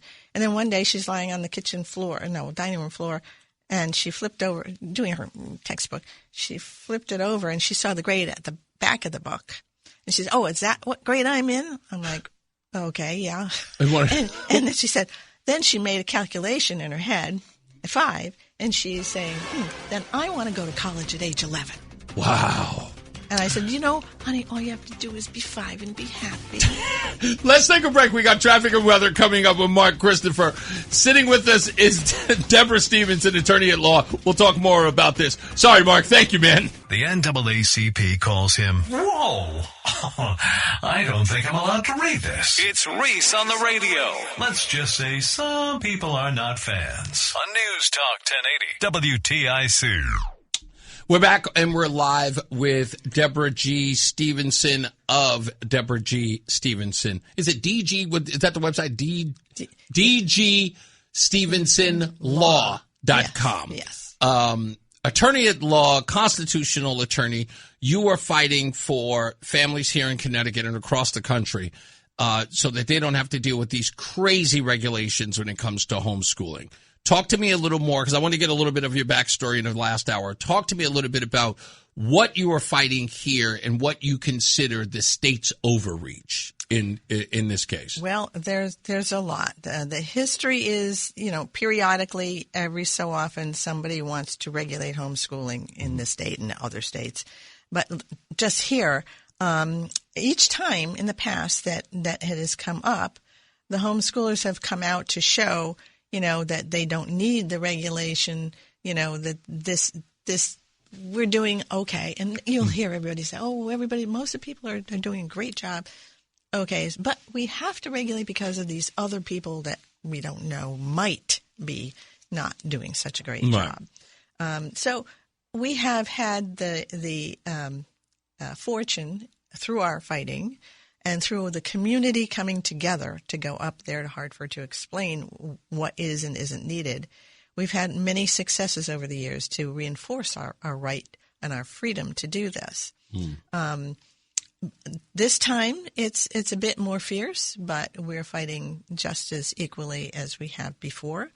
And we hope to make some common sense among the legislative branch again, and just to leave us be, and refocus, not use us as a scapegoat for these horrible stories that have come out. Yeah. Some have framed it a witch hunt against homeschooling, a vendetta, whatever you want to call it.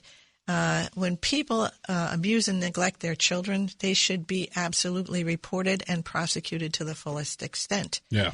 It doesn't matter what kind of education they're getting, whether it's private school, homeschool, public school. If people want to neglect and abuse their children, they ought to be reported, prosecuted, and, put in jail if they're guilty. Indeed. So that's across the board, whether they're homeschoolers or not. That's a given. The point is, when you have such horrible stories things that have happened to children, why deflect to saying it's the fault of homeschooling and no regulation. DCF has a ton of regulations. We have a ton of neglect and abuse statutes. That's right. Already on the books. A lot more on the underlying agency regulations. And yet, kids keep dying on DCF's watch. Mm-hmm. Why? We don't know why. We have some facts of what happened in each individual case. Mm-hmm. But until an independent investigation occurs in DCF to find out why have these kids gone missing, why every time the reports have come to you, you have open cases, you have previous cases, and the children are given back to the parents only to be killed or whatever the situation is. Mm-hmm. Why? What went wrong in this agency? Wow. And that's what we don't have an answer to. Yeah. What happens each time is DCF investigates itself. Then they make a report of their finding as their own investigation, which goes to the Office of the Child Advocate. The Child Advocate is the only one person in this entire state that has the right to look at the actual evidence in the DCF files. And then release what they don't release any of the evidence. Really? Nope. And what they do is the Child Advocate makes a decision based on what she has seen in the files, whatever kind of investigation she's done. Nobody overlooks her investigation. Right. And then she files a report on what she concludes is the reason why and the result. And there's no way to double check what that. So nope. I was one of the first people to say here in the state that we needed to do an audit of the DCF, but not in the conventional way you do audits. This is not an audit of whether or not the employees are doing their job. There is a really, really simple audit that they can do. And it goes with any other, organization. DCF obviously has a problem in the state when it comes to children for several reasons. We have no numbers, and we should. We have no numbers on what is the rate in which children are involved in DCF because they're runaways. What is the percentage of kids that are involved with DCF because their parents are on drugs or the actual child is using drugs? Which one of these children is being trafficked or abused? Which one of these traffickers is being sexually abused? All of those stats need to be made available to the legislature. Why? Because if we know there's 40% in this field, we know exactly where to put those resources. We have an abundance of issues in this area. We know exactly where they are. And I'm certain they're going to find out, if they did that audit, where the problem is. Here's another problem. We do know, and I have this on good authority, that one of the biggest problems that are happening in DCF is equity. Equity is a huge problem. Most of the parents and most of the children that are involved in DCF cases are black and brown communities. And because of equity programs inside that organization, they refuse to separate black and brown children from their black and brown families because they are concerned about how that would look in a equity-based society, especially here in Connecticut. If it gets out that there are more black and brown kids that are being separated from their families, one of these stupid organizations will turn around and make that a racial issue. And it will not be about the kids and the safety of the kids. It'll be about race. And for some odd reason, and I mean it in the most respectful way, legislators in Connecticut treat relations with black and brown communities like they're trying to defuse a bomb. And if they have to deal with that and have to deal with the realization that it is overwhelmingly in these communities, they do not know how to deal with that. And they would sooner leave those kids to languish in those horrible conditions than to address them.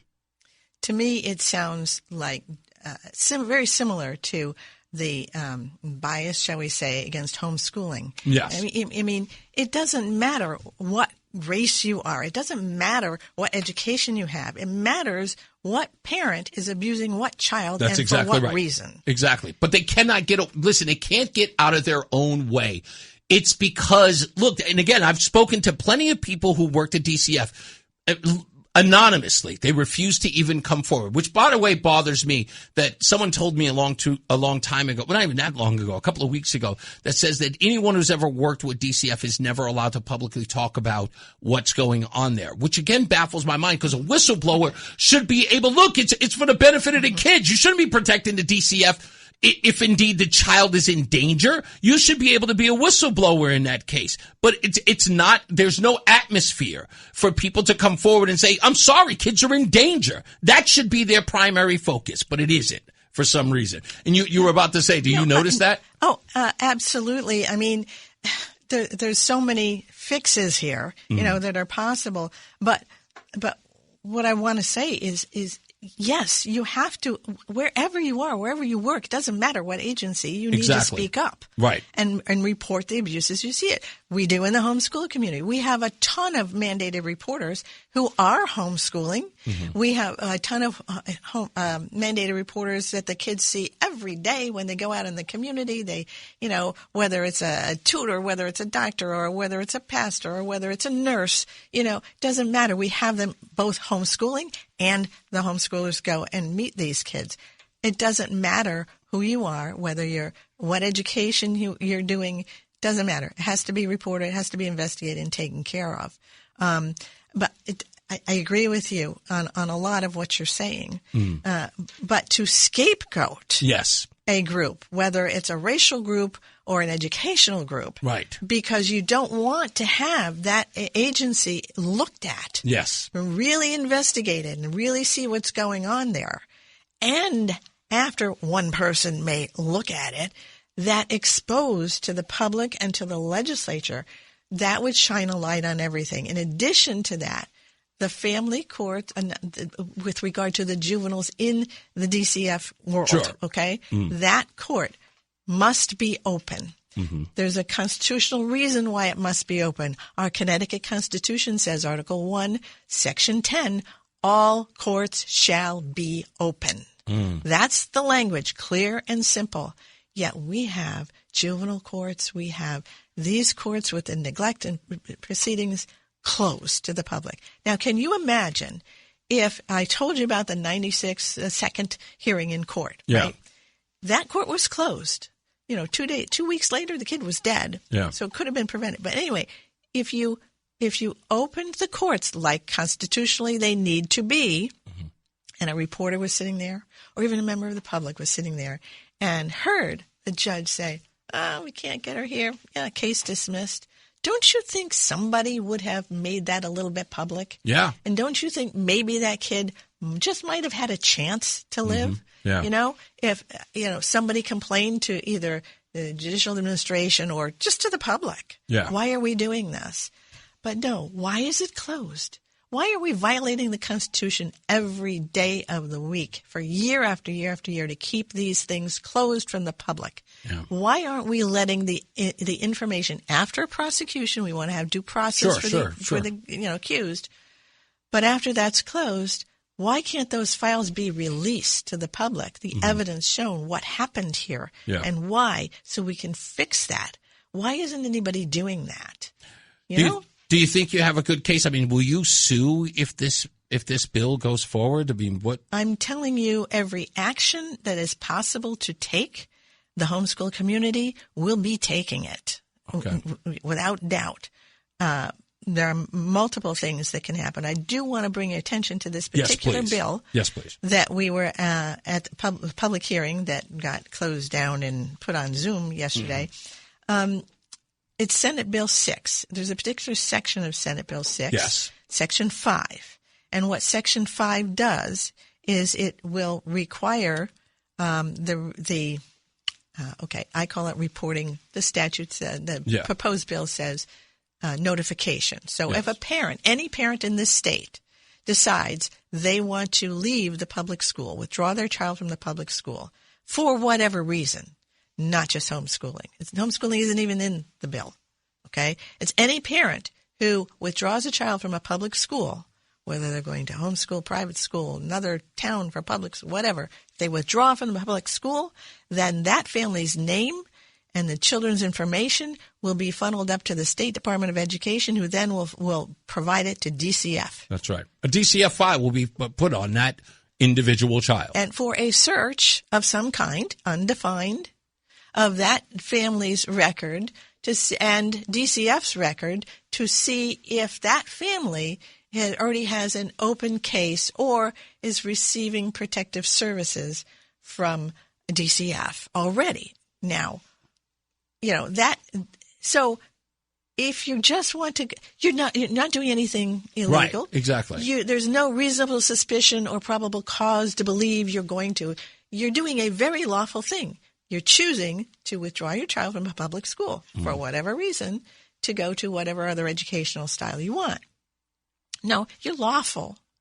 But yet your name, just because you did that lawful action, is going to be reported to DCF for some sort of search. Yeah. And then what do you do with that information that you've searched? From where, right? Well, the opponents are saying, well, we're just going to look at open cases and we're just going to see if it's there. And if it's an open case, then we'll just put a notation in there. Yeah. We won't do anything more. We'll just put a notation in there. Like that's going to be the end of it. Yeah, right. And then, but what happens if there's no open case? What happens to the information you took into DCF's records somehow? Yeah. What happens to that information? Where does it go? What's it supposed to do? Records are supposed to be retained according to other state statutes. Retention of records. And what happens? Can you just shred it? It doesn't say that in the bill. Yep. Doesn't say a word about that. Although people are saying, well, we won't do anything. The commissioner of DCF sat there yesterday and said, oh, we're not going to do anything with it. That'll be the end of it. Nothing else will happen. I was saying to Pastor Todd on Monday, it is like a parent having a file put out on him with the police department. I mean, no offense, but DCF may be interested in the welfare of children. I mean, we'll assume that they do, but it's literally, it's the authorities. I mean, if you really think about it, that's what DCF is there for. Mm-hmm. So I feel like, and we've only got less than a minute, but this is nothing more than a deterrent in your view. It's a total constitutional violation. It's a removal of the presumption of innocence. That's not how our country works. Absolutely. And I could go on, but you don't have time. No. If you need to, if you want, I want to stick with this for a little bit, because you're here to cover the bases here. We'll take another break, and I'll bring you back in, and we'll take some time so you can lay out the stuff that you want to. I've had you in all over the place here, but sure. I asked you to drive out here, so I'm not going to just rush out.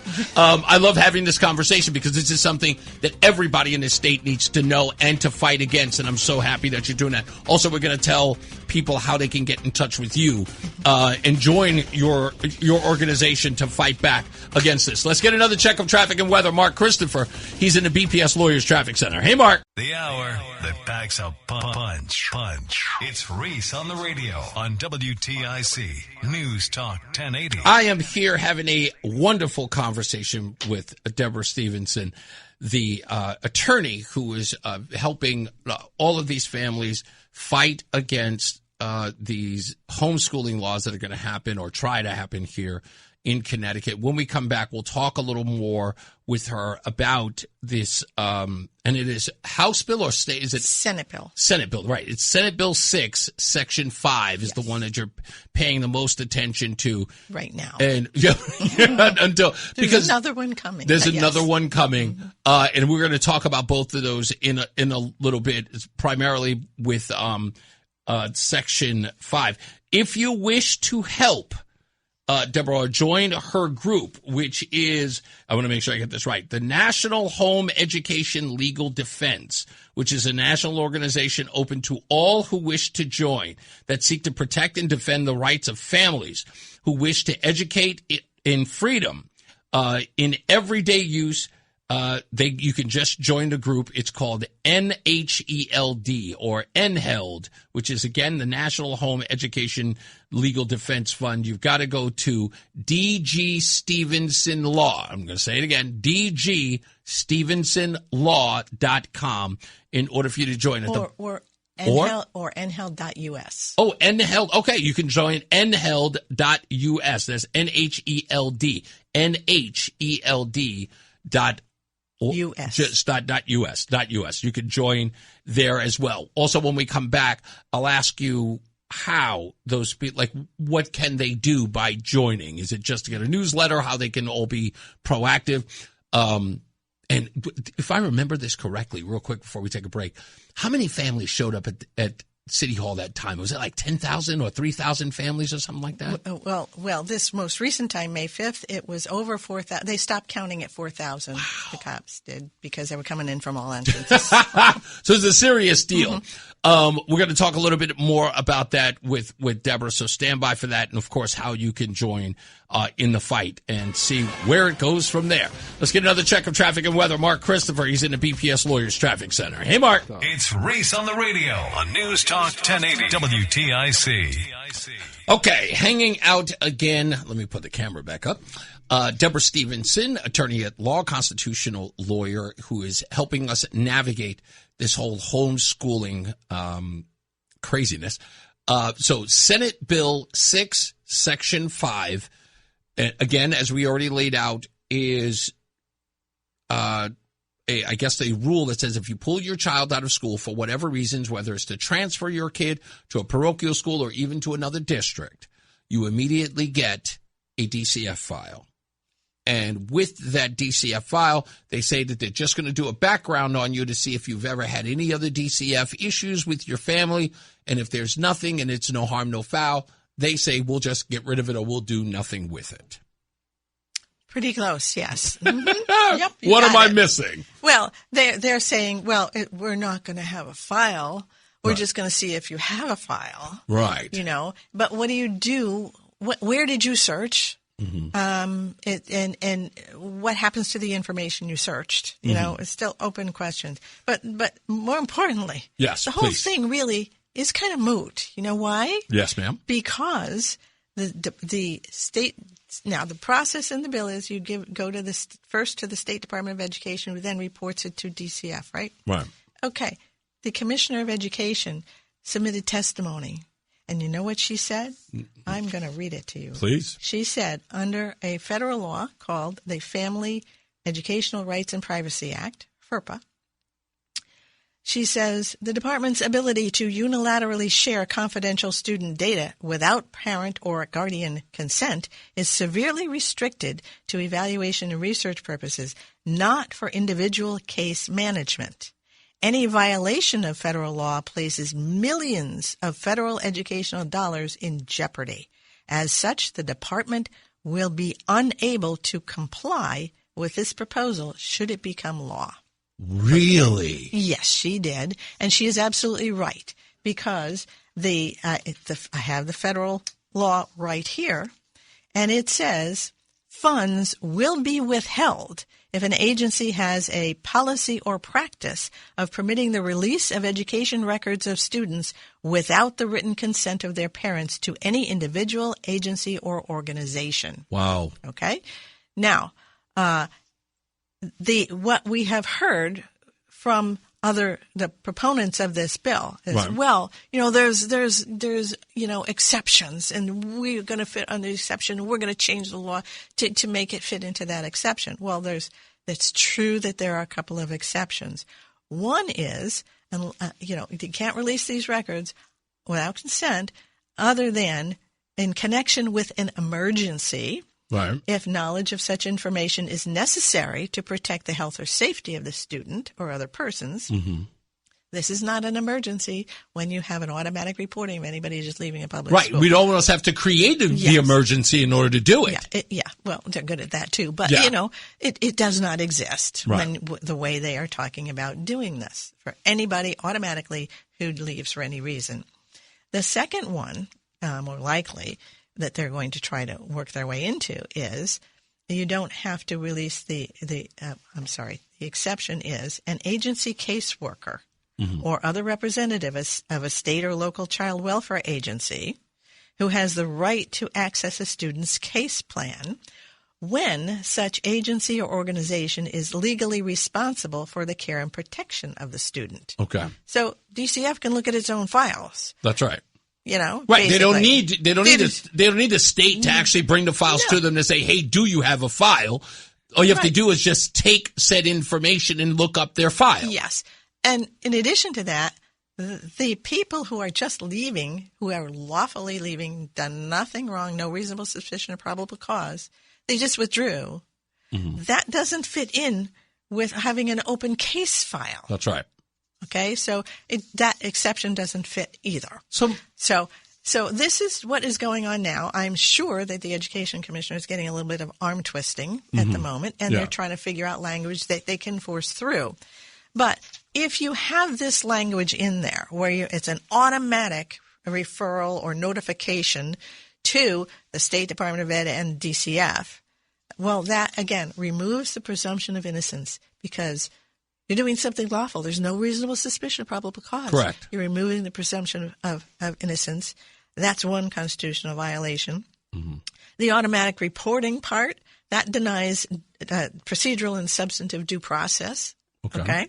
It also denies equal protection because you're going after, these people who just want to leave lawfully doing something. Right. And what about this search of the records? Search. Does that ring a bell constitutionally? Sure. Fourth Amendment, search and seizure. Yeah, wow. You need consent or a warrant, right? They don't have any consent or a warrant in this particular bill. It's a complete destruction of your rights. It's a complete derogation of the Constitution, and yet we're forging ahead with that. Now, what do they do with that information? Mm-hmm. In the other portions of Senate Bill 6, in sections 6, 8, 9, and 10, I believe, okay? There's these little provisions that they're going to change the name of what has been known as the P20 WIN system. That's this gigantic database where all information about kids and whatnot go into it, and that gets funneled up, the chain to other agencies and state and federal and, evaluation, all this nonsense. Anyway, they're changing the name to Connecticut Data Link.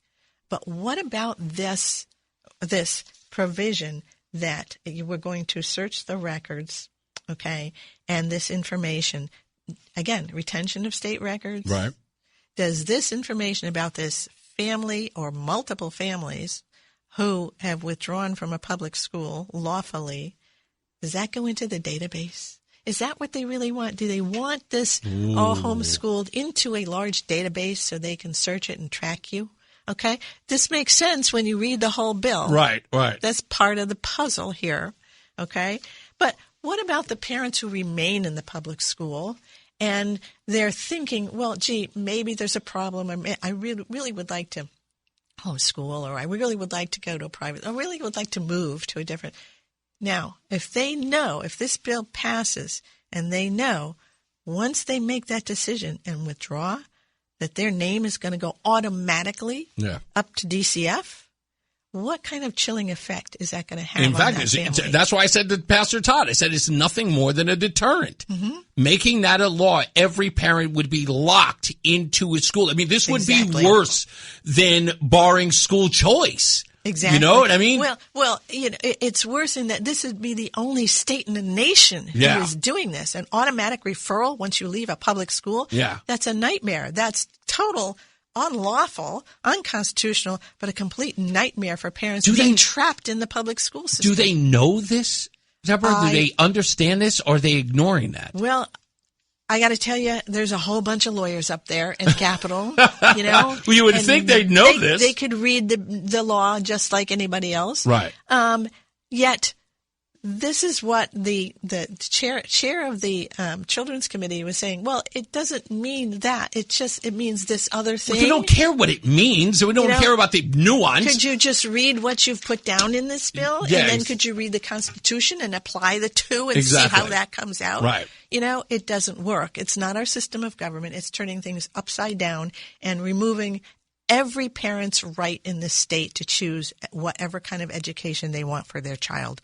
It's chilling effect on that. You believe that they're going to move ahead with this. Are you under the impression that this is going to happen? That is my impression as of yesterday at the public hearing, yes. They don't really seem to be thinking about this beyond the scope of getting it done. Well, we had a whole bunch of people opposed to it, and the only people who were we're in favor of it. We're in favor of the first two sections or the tax credit part of it, that kind of thing. Of course. But about Section 5, all were opposed, including the Commissioner of Education. Really? So, except for, of course, DCF was in favor of it. Would you be okay with them just removing Section 5? That's what we have asked for. That's what you asked for. Completely Just eliminate it. Yeah. It needs to go, period. Do you think they've got some wiggle room there with getting them to comply? I would hope so because, they took an oath to the Constitution, didn't they? Indeed. And to uphold the law and to implement the Constitution appropriately. Would you spearhead that lawsuit against the state should they go forward? Like I said, I would do everything in my power. Lawsuit, whatever it takes, because this is an abomination. It needs to be gone now.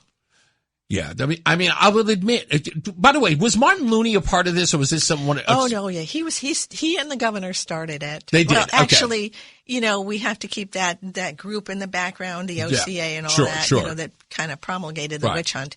But aside from that, they contacted Looney, and they contacted the governor, and then they spoke out. And Looney in particular, I've been trying to get a meeting with Looney for a month or so. Good luck. Yeah, I know. No, he doesn't. It's been polite, but we're still working on it to fit you in. Yeah. But no meeting so far. I would love to talk to him about it. But yes, this was his bill. He proposed the bill. I want to play this audio for you because I was one of the first people to. When I heard him say this, it blew my mind. I want to play it for you. As we're talking about what I would like to see us do is have a requirement that any family that's had you can't hear it. Let me take care of it this way. Everybody else can hear it, but you don't have headphones on. I apologize. I forgot about this. Let me do this. What I would like to see us do is have a requirement that any family that's had involvement with DCF not be allowed to withdraw their child from school. And I'd also like to see the parents provide the school district with an annual portfolio of work to show that the child is actually being instructed in the way to cover the subjects that would be covered if you were in school. Which always bothers me when someone says that they want to be able to monitor someone who has left the system, saying that they have to come with a progress report, which in essence says nothing more than we want to make sure the curriculum we're forcing every other kid to go through, that you're doing it at home. We don't want your politics or your way of life, be it religious or otherwise, being the influence in your children. We've got a job to do in indoctrinating your children. And if you deviate from that, or if we can, we will find a way to keep you from deviating from that. And I think that's what Martin Looney's mission is in all of this. Well, probably. But it gets worse than that. So they're talking about this other bill that's going to come out under Representative Leeper's tutelage, probably, suggested by others higher up. But anyway, that one we expect to come out, I don't know, within a day or so. They're writing that as we speak, and they raise the concept of equivalent instruction. Okay. Now, let me explain what the law is actually in Connecticut. Okay. And which the lawyers and everyone else in May 5th intentionally omitted a part of the statute when they were before the education and kid committees and explaining what the law is about homeschooling. They lied and they intentionally omitted that. I am convinced because every single one of them did that. And it's plain as day right in the statute. The very first sentence of 10-184, the duties of parents. It says, all parents shall bring up their child in some lawful employment and instruct them in, and then it lists about 6 or 7 subjects that they must be instructed in, period. Now, that first sentence has been in effect since Ludlow's Code of 1650. Wow. Before this was even a state. It was understood always that it is the duty of parents to bring their child up in some lawful enterprise and to instruct them so that they, in these subjects, including civics and math and reading and all of that, correct, so that they can become a substantive citizen, to participate in the society. Right. So then the other part of the statute came into effect in the 1800s when people were sending their kids to the factories, and this notion of public school, really exploded. So in the 1800s, the second part of the statute was added that you're familiar with. Children between certain ages must attend a public school unless the parents are being given equivalent instruction elsewhere. Okay? Now, the way it goes is the first sentence is what is known in historical record as the compulsory education portion of the statute. Okay? In other words, all children should be educated. By whom? By their parents. Wow. Okay? The second part in the 1800s, parents weren't doing that, sending the kids to factories. Then you have compulsory attendance law, that if you're not doing your job as a parent and educating your own child, then you must send a child to a public school unless you can show that even though you're not doing, your own duty and you're not sending in public school, unless that the parent can show the child is being given equivalent instruction elsewhere. Where would elsewhere be? You're not doing it by yourself, not in a public school, a private school. Right? That's the way the statute is laid out. That's a historical record. But when they sat there May 5th, the attorneys for the Education Department, for DCF, they just skimmed over sentence number 1. Wow. They ignored it completely, went straight to sentence number 2 and said, this is the law on homeschooling. You have to attend a public school or show equivalent instruction. Equivalent to what? There's no definition of that. Equivalent to the failing public school? The equivalent to the kids who can't read and write when they graduate? Equivalent to what? Wow. Deborah, we got to leave it there, but I really appreciate you coming in, and thank you for staying for an extended time. We will have you back, of course, as this goes forward. Sure. Okay? Thank you so much. Thank you. Folks, Deborah Stevenson, you can definitely check her out. In fact, I'll give all of her information in a minute because we got to go to weather and traffic. Mark Christopher, he's in the BPS Lawyers Traffic Center. Hey, Mark. The Odyssey app lets you jump back to the moments you missed from WTIC News Talk 1080. Download the free Odyssey app, search WTIC News Talk 1080, and tap earlier today to get started. My wife is here, and you may have seen her if you were watching on the screen. She was behind me waving like a lunatic, trying to get in, not realizing that I was on the air in the middle of an interview with Deborah. But she is here, and she's hanging out. How are you, sweetheart? You okay? Yeah, you having a hot flash? Yeah, that's people say you're going to have to deal with that for years. Yeah, but you know what's the beauty about you having hot flashes? You know what the beauty is? We don't have to pay for heat. That's what... We don't have to turn up the thermostat. You can just warm up the place. That's going to be an amazing thing. I'm just telling you. It's the best part. It's the best part. It's never cold. It's never cold. Are you going to jump on the microphone? We've only got a minute. Well, can you do me a favor before you jump? Let me get rid of I had Deborah's, what do you call it, thing here, her scroll. Let me get rid of that, so I can throw you on the screen so it doesn't say Roseanne on the guest thing. Okay, there you are. Excuse me. So how you doing? You still, you're hot and bothered, so to speak?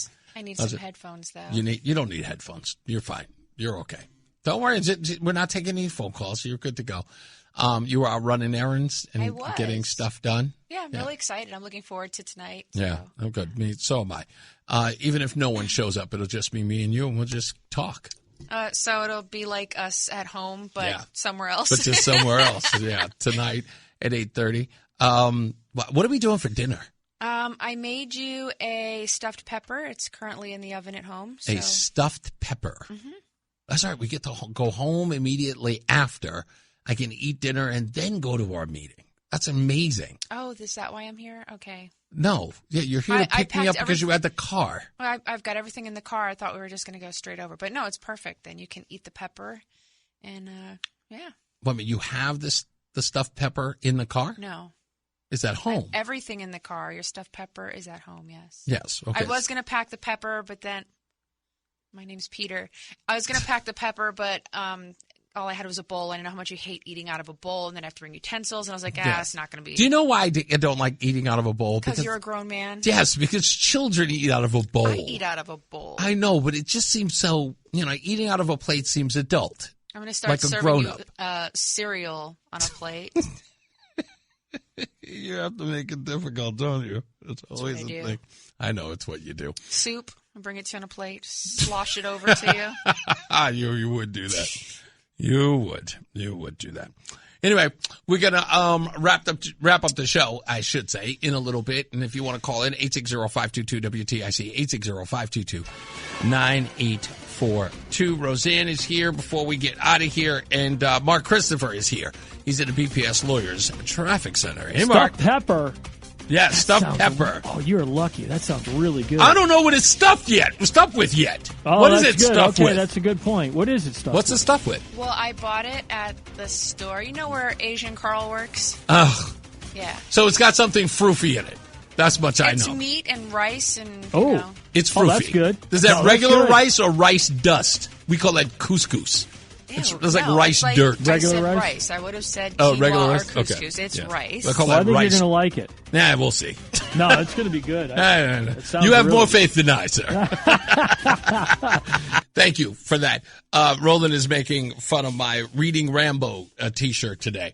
I need to say this because, again, this is, again, if you've lived in a ridiculous bubble, you're really not going to think outside the box here. So let me help somebody who sent a text to me. It's talking about increasing funding at DCF. Now, I want you to pay attention to how stupid that is. Listen to me closely. This makes sense. You have a plumber who you have hired to come to your house. The plumber will charge you $200 to service your leak or whatever it is. Please explain to me that if the plumber says it's going to take 2 days to fix, how throwing more money at it makes it better. Just tell me, does the plumber need more money to make the process go faster? If he needs 2 days to fix it and he gives you a fee, do you look at the fee and go, $200 in 2 days? That's $100 a day. What if I give you $400? Do you think that the problem will be fixed faster? No. No. Because, here's why. It's the same plumber. Okay? It's the same plumber. How do you get it to happen faster? Well, there are other ways. You actually go out and you find a plumber who can do it faster. You might get a plumber who says, I can do it in a day and a half. You might even get lucky to say, I can do it in a day and a quarter. But guess what?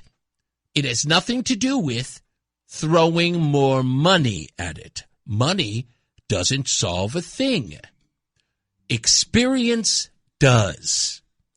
That is how you improve. Now, I've got 1,300 DCF employees, okay? If they are dummies, it doesn't matter how much money I give them. By the way, if I give DCF more money to increase their employees by another 500, guess what happens? I have 1,700 dummies. You want to know why? Because I have the new 500 getting taught by the 1,300 stupid people. That is not how you improve things. Do you not get this? Like, what is it I have to explain to people to understand this stupid idea that the news media and your politicians have told you every day? We just need more money and more resources. No, we don't. We need to remove the dum-dums and get people who can do the job. That's how I get stuff done. If I'm working with somebody, I'm not going to employ them and say, you know what? I have one inept employee. You know what would make it better? Get another employee and have him trained by the moron. I wish you people understood how this thing. I wish I didn't have to deal with so many stupid people. Goodness gracious, you're grown folks. Stop repeating the dumbest of talking points. What we need is more resources. We need more money. No, we don't. We need to get rid of the bad chowder. Okay? That's all. Get rid of them. and get people who could do the job. Okay? That's how it's done. It's not a money issue. I understand how people have taught you to think. Okay? But I'm here to help you out. There are 1,300 people who are there, and I hate hearing this stupid thing. Josh did it yesterday with all. There were 1,300 well-respected and good workers there. Really? How many people have to die before we realize that the whole thing is a mess? How many kids have to die? Huh? How many runaways have they solved? None. Right? How many truants have we gotten back in school? No, nothing? Right. So please stop telling me to throw more money at a dummy. That's not how it works. Okay? We have to deal with the root cause, and that is if they suck, get rid of them. Okay? And you have to stop. It's like, well, these people are going to lose their jobs. You don't know them. You've never met any of them. What do you care? People lose their jobs all the time.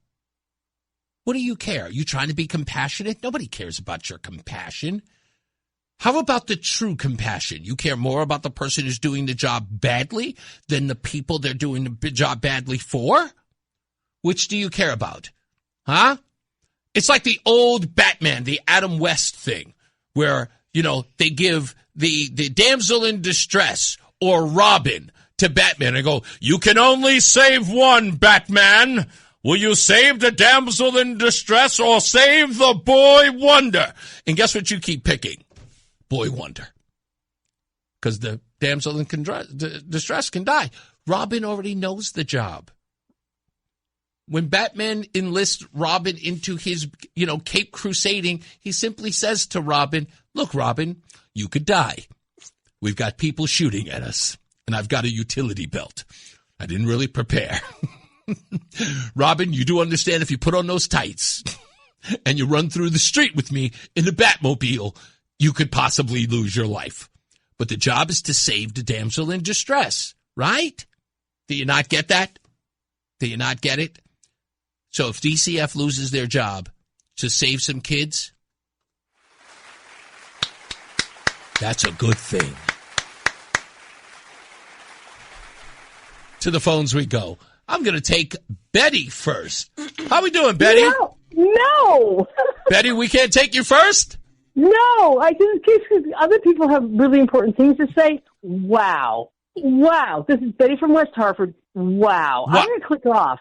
Why? My kid is out because I'm making dinner. I've worked all day, and Roseanne, you're going to hang in there. I'm going to click off. You don't have to close out with me. Roseanne, no, I'm not closing out with you. I put you in first. No, I'm getting out. I thought you were going to be jammed for time. I just listened. I was whirling and twirling as I always do and saying, go, go, go. And what you did with that homeschooling lawyer, yeah. Wow. Kick back. I had to clock you off, okay? I really do. But I think you're awesome. Thank you. I don't do emails and texts and pods. It's really hard for me. I'm a dinosaur woman, but I believe in what you do. You really are so good. And when Trump won, yay, I was there, and I saw your wonderful guy, who's very quiet, has a great voice. I gave him a pumpkin. And you don't remember, man. You gave me my T-shirt finally. I did. To be on the air. Look at the time I'm taking. Time is important. But we are so blessed to have you. Thank you. And, I'm putting on my utility bills. This is unfair tax. For my water bills, I'm saying. So do you have a report for that stuff you put in our thing? And I have to say, there was a wonderful harvesting machine on the MDC on, Route 4 in West Hartford, Farmington. It was so beautiful. And then you had a guy come who talked about that machine and how he could do it. But what did our state do? You are so good, and I wish Mark well.